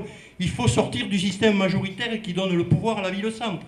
Peut-être donner le pouvoir, enfin, ou donner l'exécutif, ou plus d'exécutif, à des villes périphériques qui vont réfléchir à une organisation territoriale qui sera certainement beaucoup plus juste. On a des exemples. Pourquoi le métro aujourd'hui, le tramway aujourd'hui, il s'arrête, bon, il va un peu plus loin maintenant, mais il s'arrête à la périphérie de la ville. Ça veut dire qu'on continue à concentrer, qu'il faut que les gens viennent à la ville pour travailler et qu'on n'aménage pas le territoire sur l'ensemble du territoire. Voilà.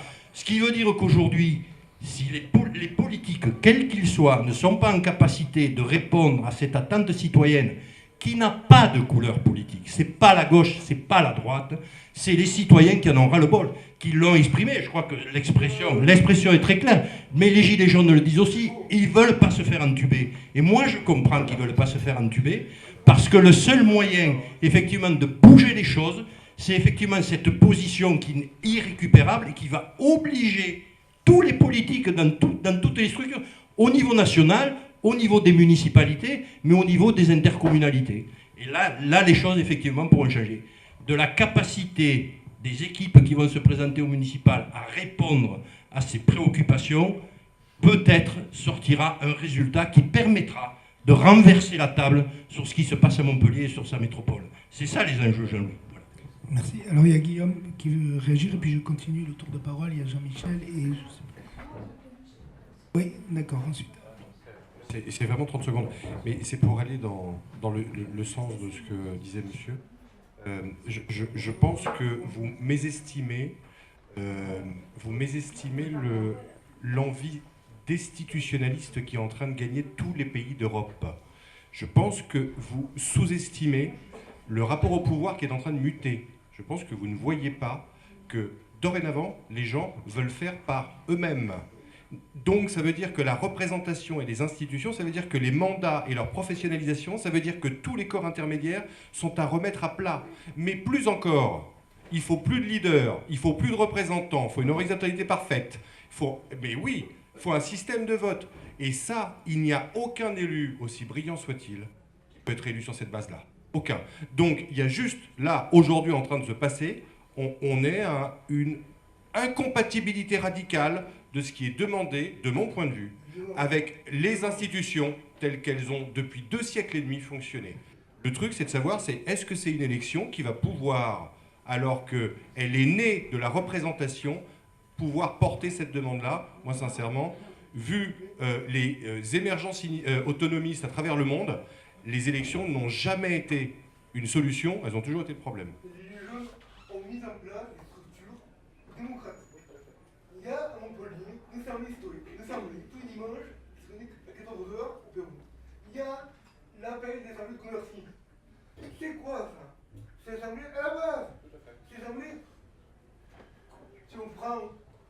idées politiques, l'histoire des politiques, ça vient de quoi?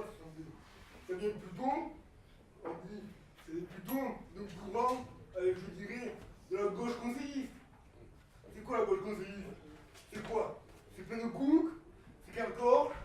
C'est l'ultra-gauche. C'est l'ultra-gauche. Hein? Ben, oui, écoute. Et qui vote Macron au premier tour au présidentiel? 10% de corps électoral, 10% de Français. Et alors bon. Je vous propose le micro, Isabelle, puis tu le fais circuler. Non, mais c'est pour aller, peut-être c'est un questionnement. C'est-à-dire, moi, en tant que, bon, je suis élue, hein, je suis maire de ma commune, et il y a eu le fameux grand débat national. Et j'ai dit, c'est un cadre. Donc je suis maire, mais je ne vais pas relayer ce cadre. Par contre, je suis allée, j'ai fait des affiches partout en disant, si les citoyens de Murviel veulent faire quelque chose, qu'ils y aillent.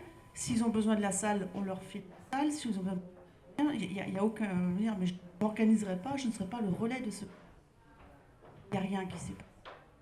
Je me suis posé des questions. Je me suis dit, mais est-ce que c'est justement... Enfin, comment faire? C'est-à-dire, et ça rejoint un peu ce que vous dites. C'est-à-dire, même quand les élus disent qu'il n'y a pas de cadre, ça ne marche pas. Pas loin. Donc, moi, vraiment, ça... et je ne vous cache pas que... Bon, je suis élue, je suis maire, je me pose beaucoup la question de savoir si je me représente. C'est une des données importantes de mon questionnement. C'est-à-dire qu'un autre élément, c'est enfin, comment faire concrètement. Quand on commençait à dire ça, il y a 2 ou 3 personnes dans la commune qui ont dit, qui sont des gilets jaunes d'ailleurs, hein, qui ont dit oui, ben, on va réfléchir à quelque chose, etc. Et puis plus rien s'est fait. Je me rends compte que ça va être un apprentissage aussi quelque part. Ça va pas être simple, ce que vous dites. Même si vous faites le constat qu'on dit ça, mais comment on va plus loin? Parce que sinon on risque de patiner dans la semoule, passez mon expression, pendant des années. Parce qu'aujourd'hui, ils ne sont pas très nombreux les citoyens qui ont cette conscience-là. Quoi qu'on en dise, ils sont là, ils sont présents, ils sont forts, mais c'est comme beaucoup encore, je ne vous cache pas que même des personnes qui ont une réflexion politique très poussée, politique ou de réflexion très poussée, attendent encore beaucoup des autres. Moi, c'est ce que je perçois. Hein. Et voilà, c'est une question que je me pose, vraiment. Comment ça va se faire, ça? Le micro pourrait circuler là et là. Merci. Oui, alors je vais essayer de faire vite. Moi, j'ai bien compris la crise démocratique, je partage bien l'épuisement. Dans le même temps, il y a un truc paradoxal dans la métropole, c'est que c'est une organisation politique, une des rares organisations politiques avec le Sénat qu'on n'élit pas au suffrage universel direct. Et, alors pas encore, mais justement, la question elle est bien là. C'est de se dire aujourd'hui, vous vous dites, moi, la politique nationale a peu d'impact sur ma vie quotidienne. Et par contre, je vote pour le maire de Montpellier, je lis le maire de Montpellier, et celui qui prend les décisions, c'est le président de l'agglo. Il se trouve juste que c'est le même, et il se trouve d'ailleurs même que du point de vue culturel, le précédent président était le maire de la plus petite ville de la métropole, enfin de l'agglo à l'époque. Il n'avait pas une politique finalement aussi favorable aux petites villes. La logique, c'est de se dire, à un moment ou à un autre, on sait qu'il y a trop peut-être d'échelons politiques. Il y a peut-être temps effectivement de dire, il y a une organisation politique, avec taille et toutes ses limites, qui couvre un territoire de vie et dans lequel on va mettre les équilibres de vie locaux, le social, les infrastructures d'intérêt local au plan d'un territoire, d'un bassin de vie. Il est probable qu'il y a quelque chose de plus structurant au niveau de la région et que là, va se poser la question de l'existence de la ville. Alors le maire, c'est pourtant l'élu dans lequel les gens se reconnaissent le plus proche, mais est-ce que c'est vraiment encore pertinent de voter pour un maire quand tout se décide au niveau d'un territoire qui est supra-municipal et le département, c'est probablement trop grand pour les politiques qu'il mène. Donc la question, c'est de trouver cet équilibre, à la fois politique, on vote et on élit pour des politiques, et par contre, c'est comment on trouve des équilibres territoriaux. C'est-à-dire l'histoire du tram est emblématique. Les gens de Juvignac qui veulent un TGV urbain qui met la Comédie à 20 minutes de la Vérune, ils veulent la Comédie à 20 minutes. Et quand le tram rentre dans la ville de Montpellier, les gens viennent aux réunions et disent ce serait bien qu'ils fassent un zigzag pour que le tram passe chez moi. Et on perd un quart d'heure. Ce qui fait que les gens de la Vérune disent avec ce quart d'heure de plus, je ne prends plus le tram.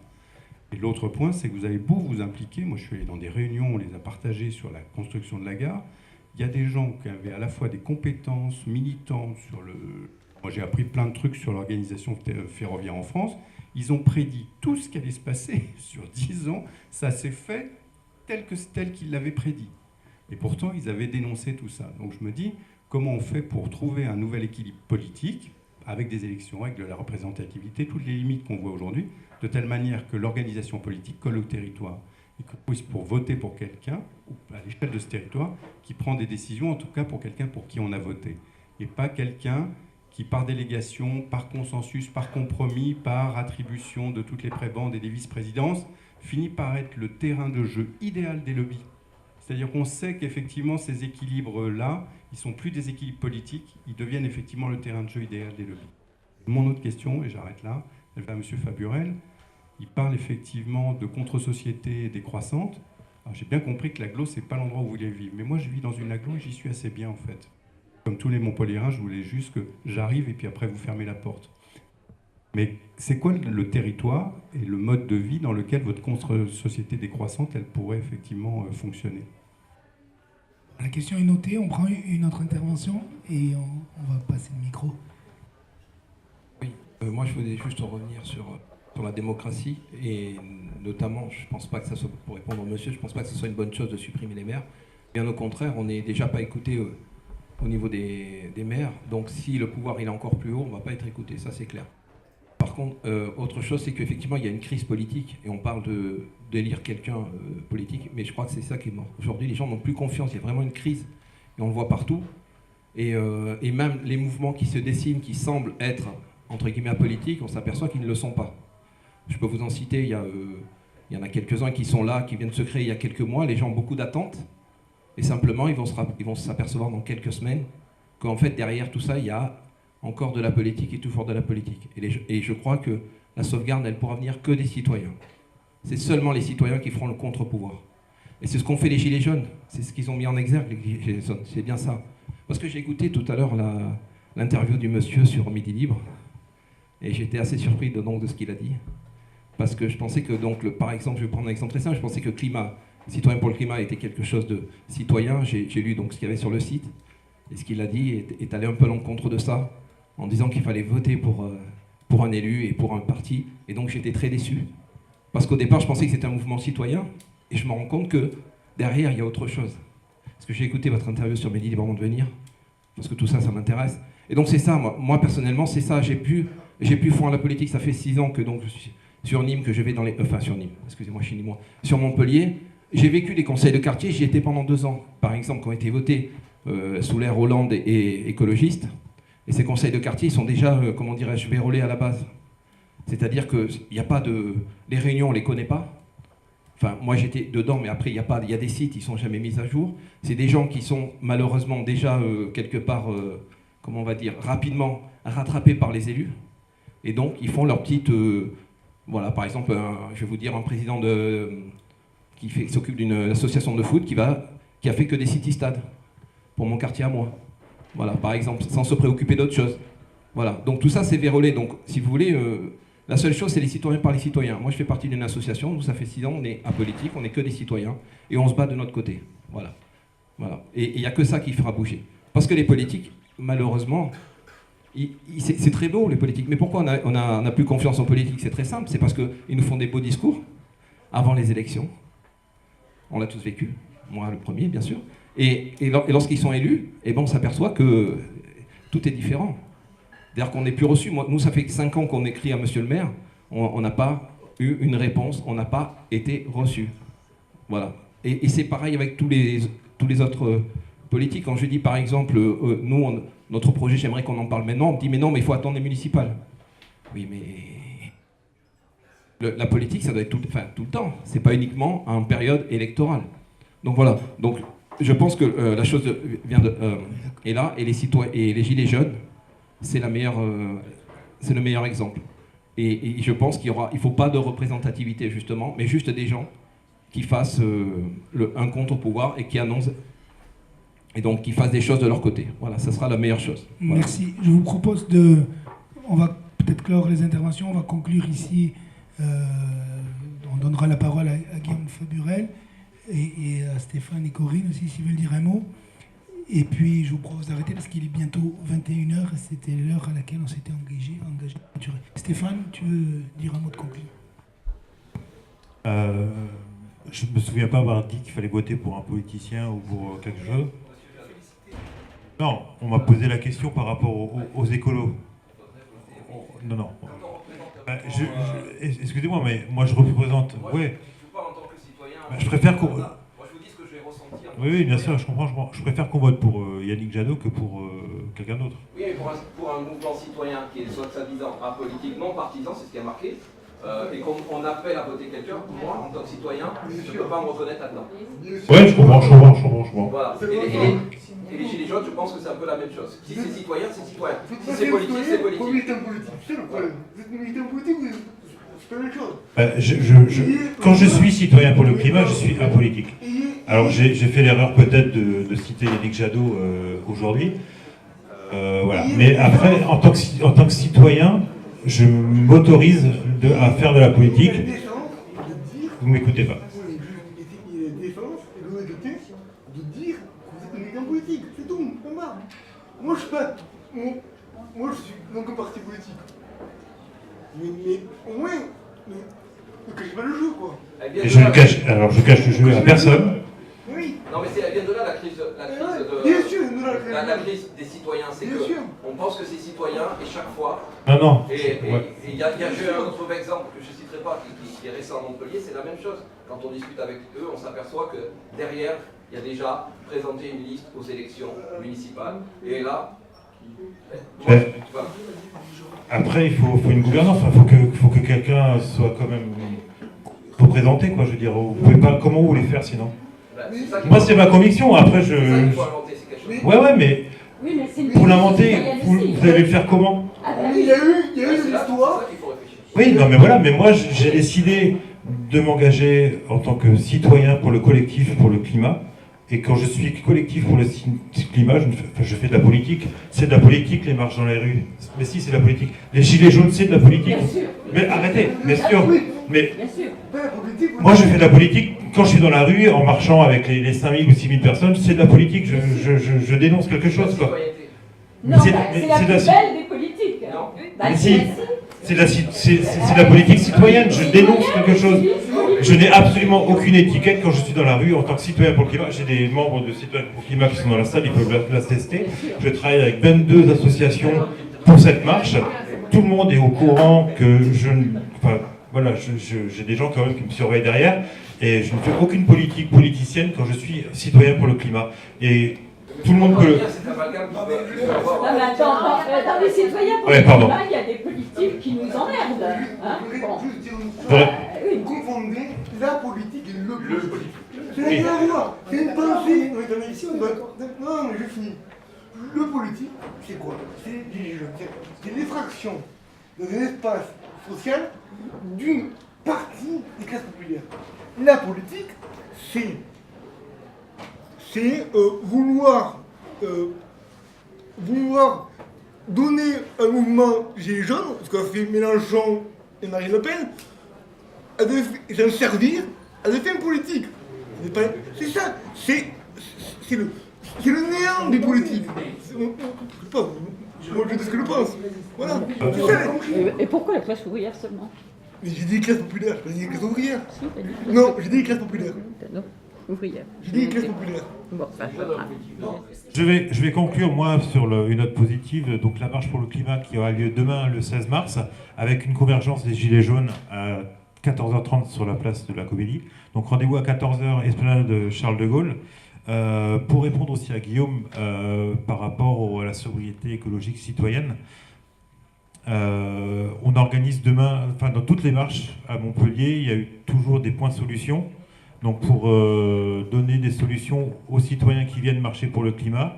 Et demain, il y a un village qui est organisé à l'altropisme, où il y aura plus de 30 exposants, des exposants, des associations, des professionnels, qui vont apporter des solutions concrètes au réchauffement climatique pour les personnes, pour les marcheurs qui seront là. Et on finira avec un peu de festivité, avec des concerts demain soir. Voilà, donc je vous invite tous à venir demain marcher avec nous. envers vous, en fait. Moi, je vous invite à laisser votre étiquette de politicien et venir nous rejoindre au moins une fois ou deux, venir discuter avec les Gilets jaunes en tant que citoyen comme nous. Moi, j'assume, je suis citoyen et engagé en politique. Je suis engagé dans le milieu associatif aussi. J'ai même commencé par le milieu associatif. Et je pense que cette dichotomie est délétère pour le citoyen autant que pour la classe politique. Je pense que cette dichotomie, cette façon de penser vous enferme. C'est-à-dire, vous vous condamnez à crier sur les ronds-points ou dans les marches ou dans les parcs ou sur la route et à laisser d'autres agir. Nous, ce qu'on vous propose, c'est le contraire. C'est que les citoyens s'engagent en politique et prennent en charge le politique. Et il faut, malheureusement, il faut le faire avec les outils institutionnels qu'on a, mais pas seulement avec ces outils institutionnels. Il faut faire... Les outils institutionnels, on voudra les transformer, parce qu'aujourd'hui, ils ne permettent pas justement cette représentation qu'on voudrait, plus directe. Ce qu'on vous propose, nous, c'est de transformer ça. Au niveau d'une métropole, on verra ce qu'on peut faire. Il y a le cadre, malheureusement, le cadre juridique. Vous n'êtes pas les seuls à être dans la désobéissance civile. Je vous rappelle qu'il y a les zadistes qui ont commencé il y a bien longtemps sur des combats écolos à être complètement dans la désobéissance. Non, mais non, nous on était... Pardon, excusez-moi. Nous on était aux côtés des zadistes à Notre-Dame-de-Lande et dans beaucoup d'autres endroits, au barrage de Sivens, etc. Donc ça fait bien longtemps qu'on pense le lien entre le terrain et l'institutionnel. Et je crois qu'il faut faire attention parce que, oui, il faut dénoncer la non-écoute des politiques, la défaillance du système institutionnel, il faut le dénoncer, mais pas pour dire, nous, on reste pur et sans bras, parce qu'au fond, au-delà du mouvement, qu'est-ce qui se passe après, hein? Parce qu'il y a des gens qui continuent, ils sont que 20% à avoir voté pour Macron, mais c'est eux qui ont le pouvoir aujourd'hui. Et c'est eux qui décident. Et à Montpellier, c'est pareil, ils sont 38% de ceux qui ont voté pour Sorel, c'est 38% des exprimés, ça fait même pas 20% des électeurs, ça fait peut-être 17% des habitants, mais c'est quand même eux qui décident de bâtir 5 hectares de plus à Montcalm, c'est eux qui décident de faire Cambacérès, etc. Donc, moi, je vois bien, si vous allez tous occuper Montcalm, Cambacérès et empêcher les bulldozers, mais si on ne fait pas ça, il faut bien agir. Donc, on va essayer d'agir, mais justement pour transformer le système, je crois qu'il faut être conscient des enjeux. Ne nous condamnez pas à être sans bras. Je crois qu'on peut proposer justement de réconcilier citoyenneté et politique. Et Guillaume va casser tout ça, mais c'est son problème. Non, je ne vais rien casser du tout, mais j'essaie de répondre à la question parce qu'elle est... Où seraient les territoires vertueux, ceux qu'on aimerait habiter, etc. Il n'y a pas de territoire dit. Ce qui est sûr, c'est que, c'est pour rejoindre la distinction entre effectivement le politique et la politique, et je pense que vous avez raison. Ce qui est en train de muter, c'est que de plus en plus de gens estiment que leurs formes de vie sont des formes politiques. Et que nos catégories politiques, institutionnelles, citoyennes ne rentrent pas dans cette pensée-là. Donc il faut inventer non pas de nouvelles institutions, mais une nouvelle puissance d'agir. Ça peut se faire avec des mandants ou des représentants, mais à condition qu'ils aient conscience de cette réalité-là. C'est-à-dire qu'ils ne tirent plus leur légitimité du vote, et ce faisant du taux de vote et de la reconnaissance partidaire et de la construction syndicale, etc. Donc il y a bien un travail du côté des élus à faire. Et sincèrement, moi j'observe qu'ils sont rares, vraiment, tous les élus qui se posent ce type de questions-là. C'est-à-dire, grosso modo, comment diriger sans avoir l'habitus de l'élu. Voilà, je referme la parenthèse. Mais il y a bien des formes d'action à intervenir, à créer. Et du coup, à la question qui est où seraient les territoires n'existent pas en tant que spatialité ou géographie. C'est là où les gens transforment les formes de vie en formes politiques. Or, néanmoins, pour transformer une forme de vie en forme politique, il faut avoir un peu d'accès à l'espace et à la terre. Pour faire par soi-même, il faut avoir un peu d'autonomie. Et bien partout, c'est là où il reste encore de la terre et de l'autonomie. Voilà. Donc c'est forcément en dehors des hypercentres urbains, c'est en dehors du fait métropolitain qui entasse et densifie. Ça ne veut pas dire que dans les grandes villes, il n'y a pas des formes d'action, il n'y a pas des mobilisations, mais elles sont dans une grammaire du politique qui est effectivement la grammaire historique de l'interpellation. La collapsologie n'est pas dans l'historique. Comment ? La collapsologie n'est pas dans l'historique. C'est pas dans l'historique de... La grammaire historique. Eh ben non, et pourtant, Et vous les voyez dans l'urbain, les collapsologues? Ils sont pas dans l'urbain. Non, mais non, mais non, mais non, mais non. Non, vous confondez. Mais on peut en discuter. Ne dites pas que Morin ou Serville sont des gens qui sont dans les territoires. Sauf que, non, c'est pour ça, il n'y a pas de territoire délimité, d'accord? Néanmoins, Servigne, il est allé dans la jungle primaire, mais je suis pas en train de le défendre, sincèrement. Je dis juste qu'à un moment donné, il nous faut peut-être sortir pour re-rentrer. Il nous faut réapprendre la nature pour que des formes de vie deviennent des formes politiques. L'espace métropolitain, vous le concéderez volontiers, ne le permet pas spontanément. Ah ben si, pas spontanément. Donc il faut réintroduire une nature, mais une nature qui nous donne l'autonomie d'une puissance, d'une volonté de faire, et qu'on ne soit pas dirigé ou organisé dans nos conduites vertueuses par un écoquartier ou une écocité. Du coup, je termine parce que je suis un peu long. Il n'y a pas d'espace cible. Par contre, ce qui est commun, c'est un rapport au pouvoir qui a changé de nature. C'est ça qui définit aujourd'hui les territoires de demain. Et c'est en fait du polycentrisme, c'est du municipalisme.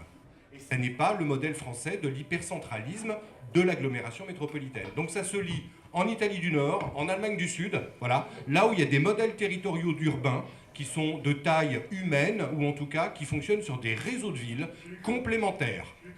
Comment ? Et au Kurdistan, le municipalisme libertaire du Kurdistan, tout à fait. Mais c'est aussi le Chiapas, etc., etc. Voilà.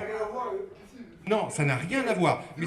Mais on est bien d'accord que c'est bien un rapport de centralité ou de décentralisation. Il y a bien quelque chose autour de notre hypercentralité du pouvoir. Et je pense que les élus aujourd'hui, je termine là-dessus, sont victimes de ça. Victimes, en tout cas, ils véhiculent cette idée de la concentration des pouvoirs. Le jour où on arrive à faire de manière, collégiale, à construire une figure d'élu qui soit vraiment celle du polycentrisme, voilà, d'une forme de désinstitutionnalisation de sa fonction et qui soit plutôt un accompagnateur ou un animateur, enfin quelque chose qui change vraiment sa figure et son statut, mais qui en fait pas un lieu de concentration, un être de puissance délégative, je pense qu'on a franchi un pas d'ordre politique. Mais c'est exactement ce que, de mon point de vue, c'est le politique, c'est pas la politique. Voilà. Merci, parce que je crois qu'à la fin, on se retrouve, on a une synthèse, effectivement, mais si on ne peut pas le faire dans la proximité d'élections municipales, ça ne se fera nulle part, vous êtes d'accord? S'il y a un endroit où on peut retrouver la proximité, c'est bien là. Je voudrais vraiment qu'on applaudisse et qu'on remercie Stéphane, Corinne et Guillaume. Et vous dire aussi que ce discours décapant, vous pouvez l'entendre de façon plus approfondie en lisant le livre de Guillaume Faburel. On en a quelques exemplaires. Il peut même se sacrifier, si vous lui demandez, à la cérémonie des signatures. Il a horreur de ça, mais il le fera quand même. Voilà. Merci.